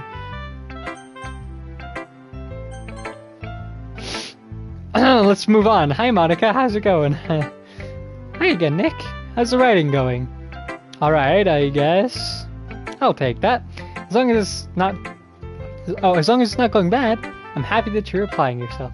Maybe soon you can come up with a masterpiece. I wouldn't count on that one. You never know. Want to share what you wrote for today? Yep, here you go. I thought you took it already, but there you go. Alright, it's pretty good. Makes me think of Sayori, like the other one that you wrote. You two are like the dynamic duo. It's kind of exaggerating it, but sure. Yeah, probably. But you do spend a lot of time with her, even in this club, don't you? Yeah, then again, I don't blame you for being a little shy. Whoa, hey, whoa. I'm not shy. It's just, I'm just teasing. I know it takes time to make friends with everyone. But Yuri and Natsuki are super interesting people, so don't be afraid to give them their share of time. And you can talk to me every now and then, too. I'm not, like, unapproachable or anything, am I? No, not at all. I like your hair. I'm still just getting used to being here, that's all. Yeah. Sorry if I was putting pressure on you or something. I really didn't mean it like that. No! Don't worry, I get what you're saying. Oh, alright. But anyway, you want to read my poem now? I like the way this one turned out, so I hope you do too. Let me take a look. Save me. Is this a cry for help secretly, or is this like an actual poem? Do you need help from Yuri? Is she threatening you? The colors, they won't stop.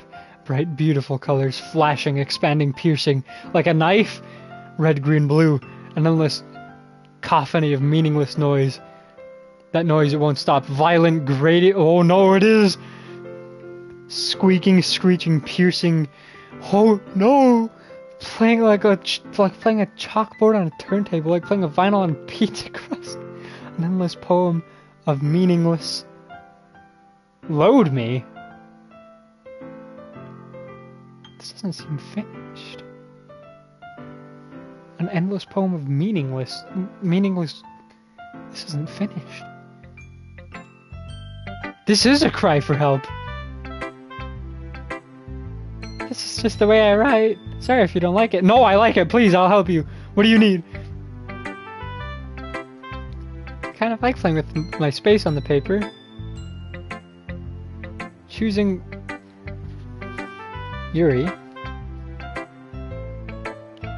Are you threatening Monica? Ah, but then again, maybe not, because Dom likes Monica. Which would maybe mean that Monica's the evil one. Maybe she's writing about her own knife. And maybe instead of Yuri doing the like conditioning and then the killing, maybe she's currently being conditioned by Monica to be killed. Maybe that's... Ooh, wait a minute.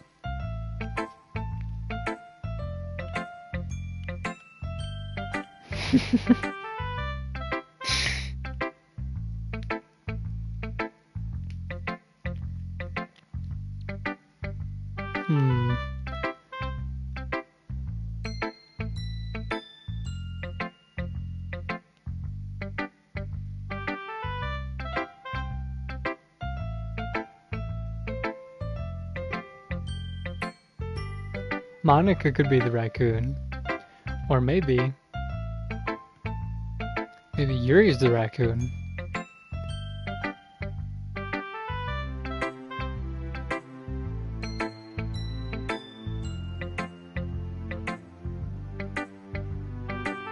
Or maybe this could be here to throw me off, and maybe it actually does me nothing. Then again, Yuri said she had strange habits that feel a lot like stabbing a raccoon. And she was talking about, oh no, help, not constant knife sounds, I hate it. Then maybe she's just like,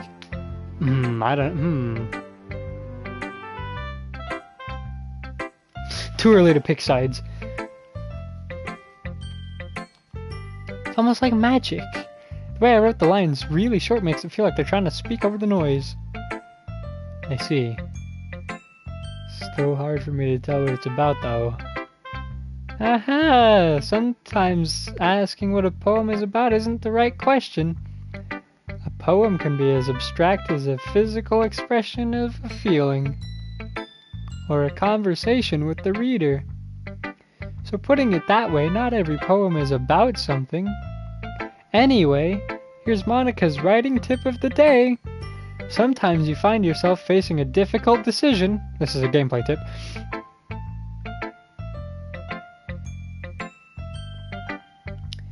When that happens, don't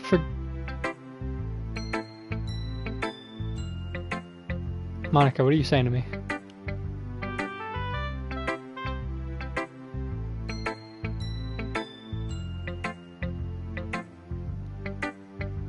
Monica? Monica stared into the multiversal abyss and it stared back. Something's going on. Maybe that's going on with the noise. Ooh, what if she's actually... Maybe the multiverse turned her evil. She could... Maybe that did something to her mentality. Maybe it twisted her. Maybe she's evil. Yuri could be the land of the raccoon of the knife. Maybe Monica is. Maybe Yuri is the multiversal abyss taunting Monica from within. Then again, I'd be leaving out two prime characters.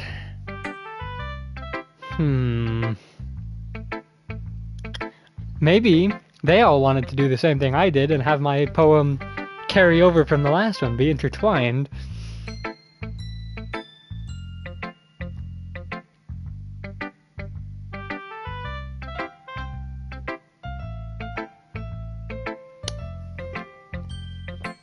Interesting. So how do I save the game exactly? How? Ah, okay, there we go.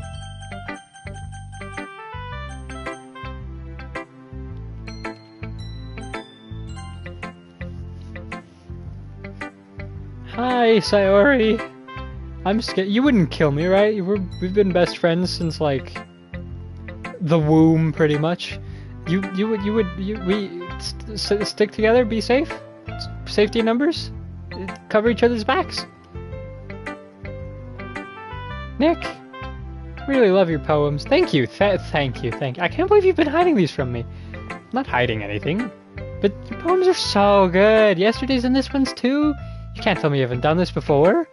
I mean, you're the only one that feels that way, so... No way! Not even Natsuki? Well, I guess Natsuki is the least likely to admit how much she likes something, so... But I don't think it's that, anyway, but... What do you mean? Well, I guess I'll be honest about it. I think some people are trying to kill each other here. I mean, it's a lot easier to write poems when I'm... Hey, yo. Nick trying to put on the moves? Eh? What? Stop thinking weird things, idiot. I just mean that you're a really expressive person, I guess. I was supposed to write poems about my own stupid life. But you somehow make everything in your life an adventure, even the little things. Like cooking. Let's not talk about that. So, yeah, I guess what I'm saying is, I can feel more feelings through you than I can through myself. Nick, in order to feel feelings through someone, you have to be able to feel them yourself. This isn't adding up here. We have that kind of weird connection. It's your fault for getting my business all the time. Eh? I don't know if I understand. You never understand when I try to explain things to you, do you? I pat her head. Hey, I'm not a kid, you know. Uh-huh. You sure about that? Maybe. She starts fiddling with a pencil between her hands. Hey, Nick, will you give me your poem? I kind of want to keep it. Didn't I write about, like, a bouncy something? You want to keep that? Did I? Oh, I hope I get a specific combo next time. Oh, I hope I can come up with something. Because, well, it's the first time you've written something for me. Sayori, you've completely misunderstood. I didn't write this for you. Are you even listening anymore?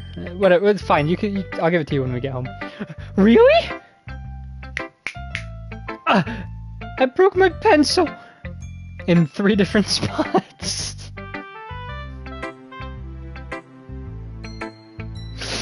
Oh no! She hastily bends down to pick up the pencil she dropped. Being inattentive of her surroundings, she bumps right into me. Sorry! It's fine. I'll get it for you. Bend down and pick up the broken pencil. She clutches the desk beside her to support herself, knees shaking. What kind of an effect do I have on women? She's weak in the knees just by speaking to me. I'm a little clumsy today. Okay, let's sit you down. Yeah. I grab her arm and help her sit at the desk. Anyway, I still haven't read your poem. Oh, sorry, I forgot about that. It's not as good as yours. Jeez, don't sell yourself short, alright? I'm sure I'll like it. I pop off my scalp. Okay, now hang on a minute. Now hang on. Whoa! Bottles. I pop off my scalp like a little cookie jar. It's a secret place where I keep all my dreams. Little balls of sunshine all rubbing together like a bundle of kittens. I reach inside with my thumb and forefinger and pluck one out. It's warm and tingly, but there's no time to waste. I put it in a bottle to keep it safe, and I put it on the bottom of the shelf with all the other bottles. Happy thoughts, in a bottle all in a row. A collection makes me lots of friends. Each bottle a starlight to make amends. Sometimes when my friend feels a certain way, down comes a bottle to save the day. Night after night, more dreams, friend after friend, more bottles, deeper and deeper my fingers go. Oh no. Like exploring a dark cave, discovering the secrets hiding in the nooks and crannies. Oh no. Digging and digging, scraping and scraping. I dust off my bottle caps. It doesn't feel like time elapsed. My empty shelf could use some more. My friends look through my front door. Finally all done. I open up. In come my friends. they come in such a hurry? Do they want my bottles that much? I frantically pull them down from the shelf one after the other, holding them out to each and every friend, each and every bottle. By every time I let one go, it shatters against the tile between my feet. Happy thoughts, happy thoughts, happy thoughts, and shards all over the floor. They were supposed to be for my friends who aren't smiling. They're shouting, pleading something. But all I hear is echo, echo, echo inside my head.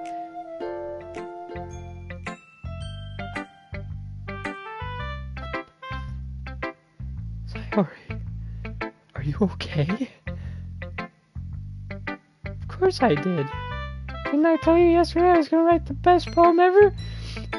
Day 2, everyone has just taken a turn. Like, they're traumatized, apparently. What happened last night? Yeah, but, I mean, I didn't expect this. Monica taught me a whole lot, and I've been really in touch with my feelings lately. I'm so sorry for you if that's your feelings. You have happy thoughts and just smash them against the floor. Let me try and... Friends. She makes friends happy when they're sad. Friends don't start wanting that, then they're not actually there. So she's not happy.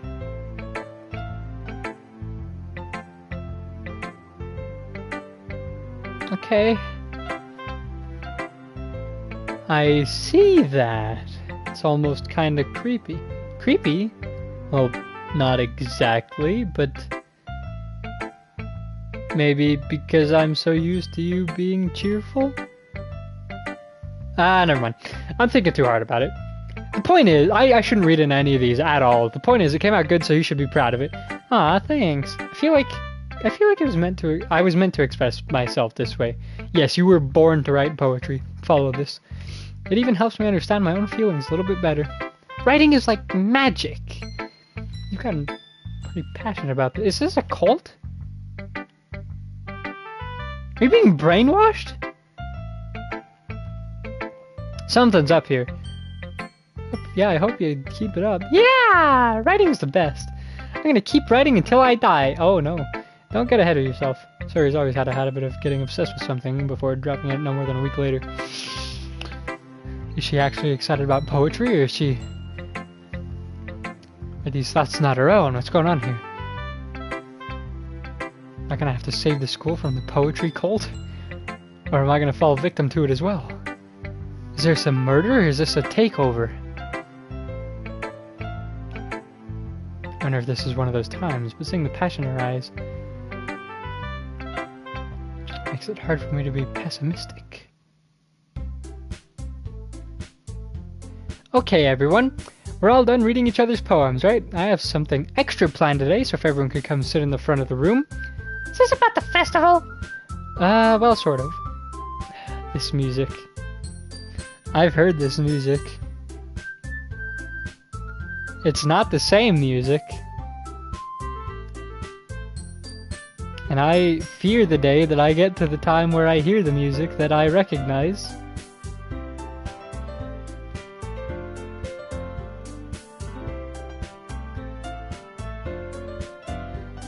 Let's go. Well, sort of. Do we really have to do something for the festival? It's not like we can put together anything good in just a few days. We'll just end up embarrassing ourselves instead of getting any new members. That is a concern of mine as well. I don't really do well with last-minute preparations. Don't worry so much. You'll just stab them if they don't join us. We're gonna keep it simple, okay? We don't need much more than a few decorations. Sayori has been working on posters, and I've designed some pamphlets we can give out during the event. Okay, that's great and all, but that doesn't tell us what we're actually going to be doing for the event. Sorry, I thought you heard about it already. We're going to be performing. Performing? Monica. Yeah, we're going to be having a poetry performance. I'm going to stab you if you make me perform, Monica. I just don't want to perform, you know? You know that raccoon, that was...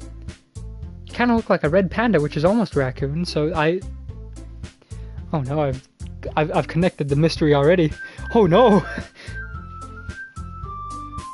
Every time I hear that music, I think it's gonna go down that one path, and I'm ready for fear, and it just never happens, which is making me more fearful. Each of us are going to choose a poem to recite during the event. But the cool part is we're also going to let anyone else come up and recite poems too.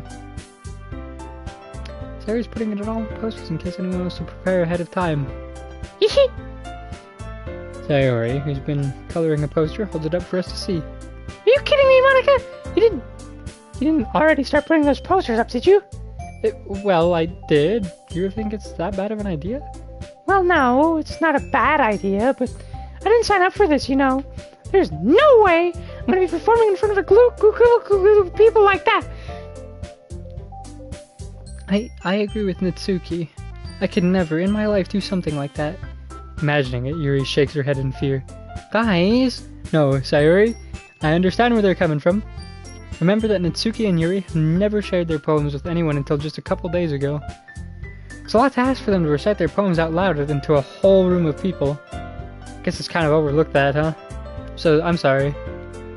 But, I still think we should give it our best.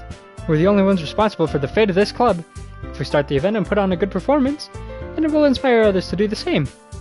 And the more people who perform, the better we'll be able to show everyone what literature is all about. There's more to literature than just poetry, by the way. Like, can I just start writing a book in this class? Like, can I... Please? Yeah! It's about expressing your feelings. Being intimate with yourself, finding new horizons, and having fun. That's right. And it's those reasons we're all in this club today. Don't you want to share that with others? To inspire them to find the same feelings that brought you here in the first place? I know you do. I know we all do. And if all it takes is standing in front of the room for 2 minutes and reciting a poem, then I know you can do it. Natsuki and Yuri remain silent. Sayori looks worried. I guess that leaves me no choice. I agree. I don't think it's too much to ask. I think that Sayori and Monica have been trying really hard to get new members. The least we can do is help them out a little bit. Well, maybe, but... Looks like Natsuki doesn't have any arguments left. Okay, fine. Guess I'll just have to get it over with. Alright. Phew. Thanks, Natsuki. What about you, Yuri? Yuri dejectedly glances around at everyone's expectant faces. I guess I don't really have a choice. And that's everyone! Ha ha ha ha! You're the best, Yuri. This club is seriously gonna be the death of me. Oh gosh. It'll be fine, Yuri. But anyway, let's move on to the main event. Yeah, the club's gonna be the death of you, huh? Unless she actually means that seriously.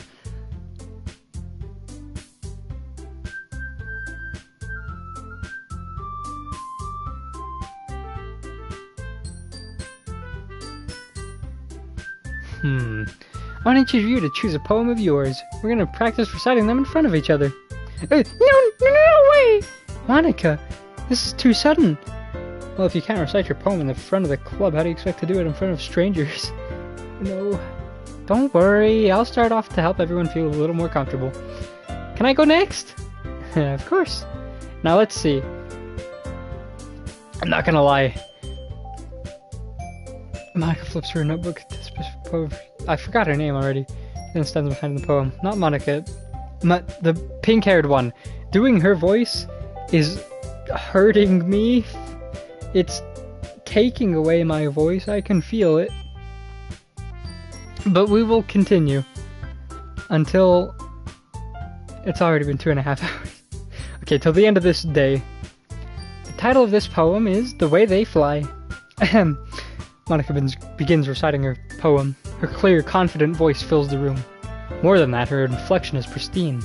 She knows exactly how to apply emotion behind each line she recites, bringing the words to life. Is this something she's done before, or is she simply a natural? I glance around me. Everyone has their eyes on Monica. That's where you're wrong, Dom. I can't do her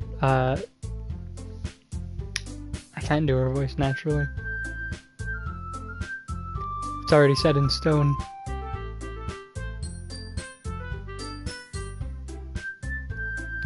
Like, you can't just change your voice. I've made my bed and I must lie in it. Sayori looks amazed. Here is an intense expression on her face that I don't understand. Suffer, I will, I've chosen this.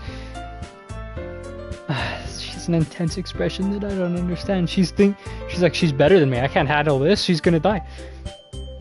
Either that or she's just thinking about how she can be the best, and how she'll be killed if she doesn't do her... Finally, Monica finishes the recitation? Is that a word? I've never heard anyone say that in my life. Ow, my knee! Ah! Owie. Okay. The four of us applaud. Monica takes a breath and smiles. That was so good, Monica! Thank you very much. I was just hoping to set a good example. Are you ready to go next, Sayori? I'll go next. Oh, Yuri's fired up all of a sudden? Yuri clutches a sheet of paper between her hands and stands up. Keeping her head down, she walks quietly over to the podium. This poem is called... Yuri anxiously glances at each of us. You can do it, Yuri. Oh, you can do it, Yuri! After image of a crimson eye. Huh, not a bad title. Yuri's voice shakes as she starts reading the poem. Just a moment ago, she practically refused to do this. Why is she suddenly putting in so much effort? As Yuri gets past the first couple of lines, her voice changes. It's almost like what happens when Yuri gets absorbed into her books. Her quivering words transform into the sharp syllables of a fierce and confident woman. The poem is full of twists and turns in its structure that she enunciates with perfect timing. This must be a rare glimpse into the whirling fire Yuri keeps concealed inside her head. Suddenly, she's finished. Everyone is stunned. Yuri snaps back to reality and glances around her as if she's bewildered even herself. It's up to me to save this situation. I'm the first to start applauding. Everyone joins me afterward and we give Yuri the recognition she deserves. You better be clapping as well. Viewers, you better be. It's not that we didn't want to applaud for her, but we were caught so off guard that we must have forgotten. As we applaud, she might kill us for that. She might be jealous now. As we applaud, Yuri holds the poem to her chest and rushes back to her seat. Yuri, that was really good. Thank you for sharing. Looks like Yuri is down for the count. She passed out, actually. Okay, guess I'm next then. Sayori hops out of her chair and cheerfully walks to the podium. This one's called My Meadow. Sorry, I giggled. Eehee. Sayori. It's a lot harder than I thought. How did you guys do it so easily? Try not to think of it like you're reciting to other people. Imagine you're reciting it to yourself, like in front of a mirror or in your own head. It's your poem, so it'll come out the best that way. I see. Okay then, Sayori begins her poem. Somehow it feels like her soft voice was made as a perfect match. Oh, the poem isn't aimlessly cheery like Sayori is. It's serene and bittersweet. If I were to read this on paper, I probably wouldn't think much of it, but hearing it come from her voice almost gives it a whole new meaning. Perhaps this is what Sayori meant when she said she likes my poems. It's like I get to reach more deeply into someone that I thought I knew through and through. Okay. Sayori finishes and we applaud. I did it! Good job, Sayori! Woo! Yeah, even Nick liked it. Guess that's a good sign. What does that even mean? Came out nicely, Sayori. The atmosphere of the poem fits you really nicely. But it might be the other poems that would work. It might be that the other poems wouldn't work quite as well with that kind of delivery. I don't really understand. In other words, I've seen poems of yours where that sort of gentle delivery wouldn't work as well. They might need a little more force behind them depending on what you're reading. I know what you mean. Well, I've been practicing that kind of thing. It's just embarrassing to do it in front of everyone. The next time, I'm going to make you pick a poem that challenges you a little more. We don't have much time before the festival, you know? Okay. Now, who's next? Natsuki? Don't make me go before Nick. It's not like I can compare to you guys anyway. Might as well let Nick lower everyone's standards a little before I have to do it. I'm gonna fist fight you. You know that little X you got right there? X marks the spot. I'm gonna give you a bump like... I'm gonna stop right there. Natsuki. It's fine. I might as well get it over with. It's not like I have much of a selection of what to read. I begin popping every bone in my body in preparation. I'll just have to go with what I wrote for today. stand up and step in front of the podium. Everyone has their eyes on me, making me feel terribly awkward. I recite my poem. Since I'm not exactly confident in my own writing, it's hard to put energy into it. Despite that, once I finish, I receive applause anyway.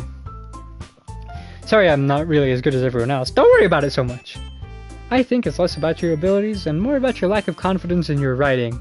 That's something that'll improve over time, though. Yeah, maybe. Alright then. That just leaves you, Natsuki. Yeah. I'm going. Natsuki begrudgingly gets out of her seat and makes her way to the podium. Poem is called? It's called... Why are you all looking at me? Because you're presenting? Anyway, the poem is called Jump. Natsuki, no. Don't do it. Natsuki takes a breath. Once she starts reciting the poem, her sour attitude disappears a little. While she's still a little unenthused, her poem has a rhythm and a rhyme to it. It's Natsuki's trademark style, and it works surprisingly well when spoken aloud. The words feel like they bounce up and down as if giving life to the poem. Natsuki finishes and everyone applauds. She huffs back to her seat. I'm gonna need ice cream after this to soothe my throat, but I don't think we have any. Maybe milk will do. I don't think we have any. Oh no. That wasn't so bad, was it? Easy for you to say. You'd better not make me do that again. Well, do you at least feel prepared enough to recite a poem in front of other people, or...? I mean, doing it in front of other people will be way easier. I can put whatever face I want for other people. When it's just my friends, it's just embarrassing. Oh, that's a surprise, Natsuki. I think it would be the other way around for me. Well, that's just how it is, so... Well, I don't know if I like that. She can put on a face around her friends. How do we know it's the real her? We've been friends our entire life. Have I ever once seen the real her? If it's really easy for her to put a face around her friends? Maybe she's suspicious now. Maybe she's out to get us all. Well, I guess in that case, you won't have much to worry about for the festival. That said, I want to thank everyone for coming through. It might be hard, but I hope you still have an idea of what it's like now. Make sure you pick a poem and get enough practice before the festival, okay? I'll be making pamphlets, so let me know ahead of time what you'll be reciting. Jeez, I should probably find some other poem to recite instead. That's fine too. It doesn't have to be your own. I'm already pleasantly surprised that you're putting in all this effort for the club. Makes me really happy. Yeah, no problem. Okay, everyone. I think that's about it for today. I know the festival is coming up, but let's try to write poems for tomorrow as well. It's been working out really nicely so far, so I'd like to continue that. As for the festival, we'll finish planning tomorrow, and then we'll have the weekend to prepare. Monday's the big day. I can't wait. I can do this. Alright. I stand up, dramatically. My cape blowing in the wind because I wore one to school. There's no way I'll be able to find the same enthusiasm as Sayori and Monica, but I'll do my best to get through it. If it's for the sake of this club, and impressing Monica, then I'll have to do my best. Ready to go, Sayori? Yep. Look at you two, always going... Look at you two, always going home together like that. It's kind of adorable, isn't it? Jeez, guys. Okay, don't make such a big deal out of it. We just live next to each other. It must be a little nice, though. It's okay, Nick. You don't have to say it. Whatever, let's go already. Walk home with Sayori once more. Even though it's only been a few days, a lot of things have already changed. But today, Sayori was being a little quieter than usual on the way home. Hey, Sayori. Sorry, I was spacing out. Ah, no wonder. I was thinking about something from earlier. Like how we get to... Sorry, fumbles with her words. So let's just say that one day Yuri asked to walk home with you. Huh? What would you do? Kind of a question is that? Kind of putting me on the spot here. Can I not walk home with both of you? Hey, can I walk home with you? Yeah, sure. Goodbye, Sayori! I guess I'd still walk home with you, because I believe we live right next to each other, so... Hey? But She's so beautiful and smart. Yeah, well, she's also a bit murderous. She stabbed a raccoon. I wouldn't want to be alone with her. I already see her in the club every day. Besides, you know, you seem to really like going home together. I wouldn't just ruin that for you, because, you know, if I went home with her once, it's ruined for life. You're so silly, Nick. You think about me too much sometimes. Rhea would deserve it if she wanted it, so... Sorry, I've already made up my mind. I have to pick between one of you, apparently, and I just did, so... I really can't figure it out sometimes. Sorry. Besides, what's the point in speculating something that's never gonna happen? If I turn this into a YouTube video, I'm gonna cut to the moment that Yuri asks to walk home with me. Conversation trails off. Kind of a weird thing for Sayori to care so much about. I want to respect her and make her happy too, which is why I lied to her. Then again, the festival is only a few days away, so who knows what will happen in that time.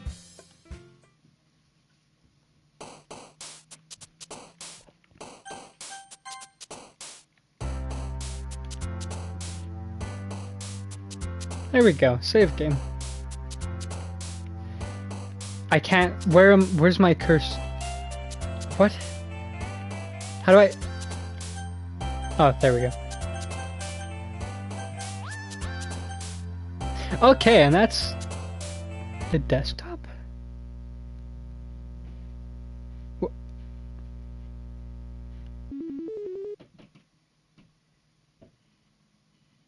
What? What? Side stories? Pictures? What? Are these like loading screens, or are these just... Do I just get to come here in my free time and look at these? Is that... What? Oh, okay, I get to see the poems though, that's cool.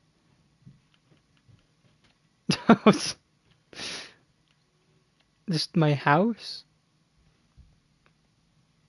What do you mean I've done something I shouldn't have?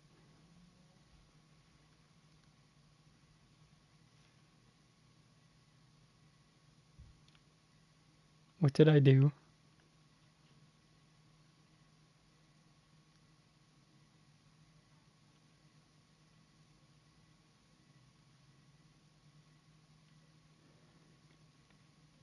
Am I supposed to not close the game? Does that make them angry at me?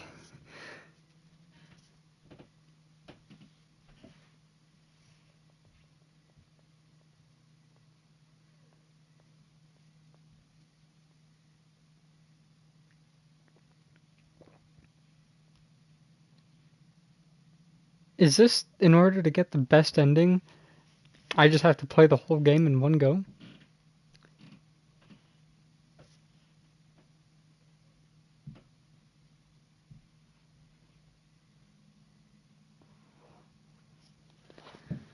Oh no.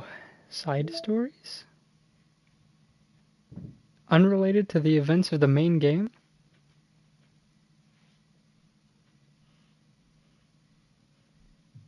Maybe I shouldn't do that yet. Oh no. What do you mean I've done something I shouldn't have? What do you mean? No, maybe I shouldn't have gone back in here just to leave again. Maybe that'll double the bad effects. No, I shouldn't have done this.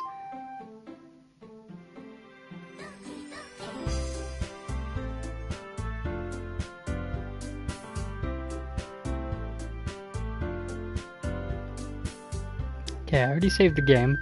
So I'm not gonna actually just hit exit again. I'm gonna close the game entirely. That way, maybe I can spare myself some wrath from the code.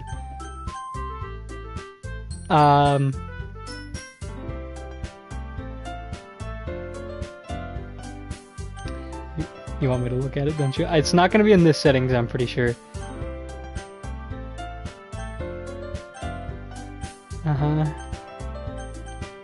Okay, screw it. Let me double the stupid effects. They're gonna get angry at me. I'll look at it. Date it.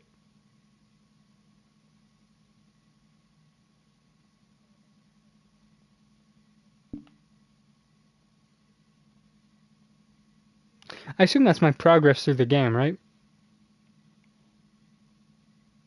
What if I'm a spy and I'm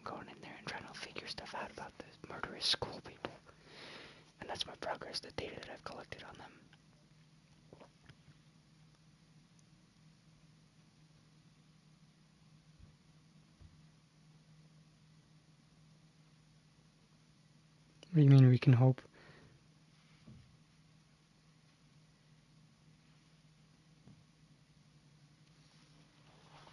Okay.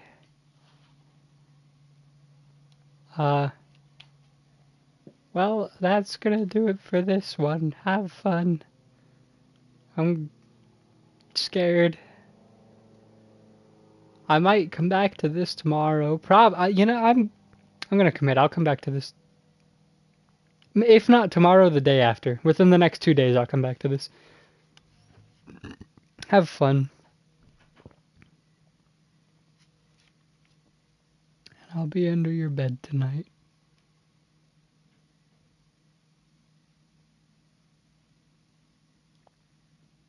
Dom, you've prolonged this a little farther than you should have. Reset? I want to open that. Attributions. Okay. Internal.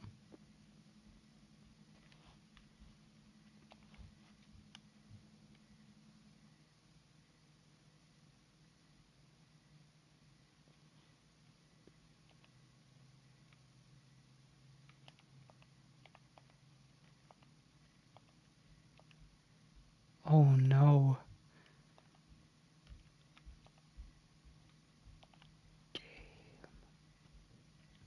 Fonts? Audio, images, scripts, poem words.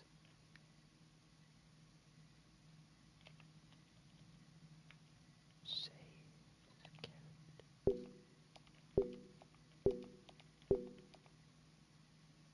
Why is Monica by far the biggest?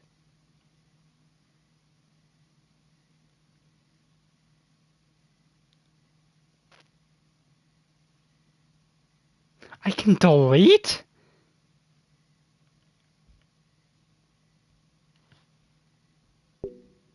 Oh, dang it.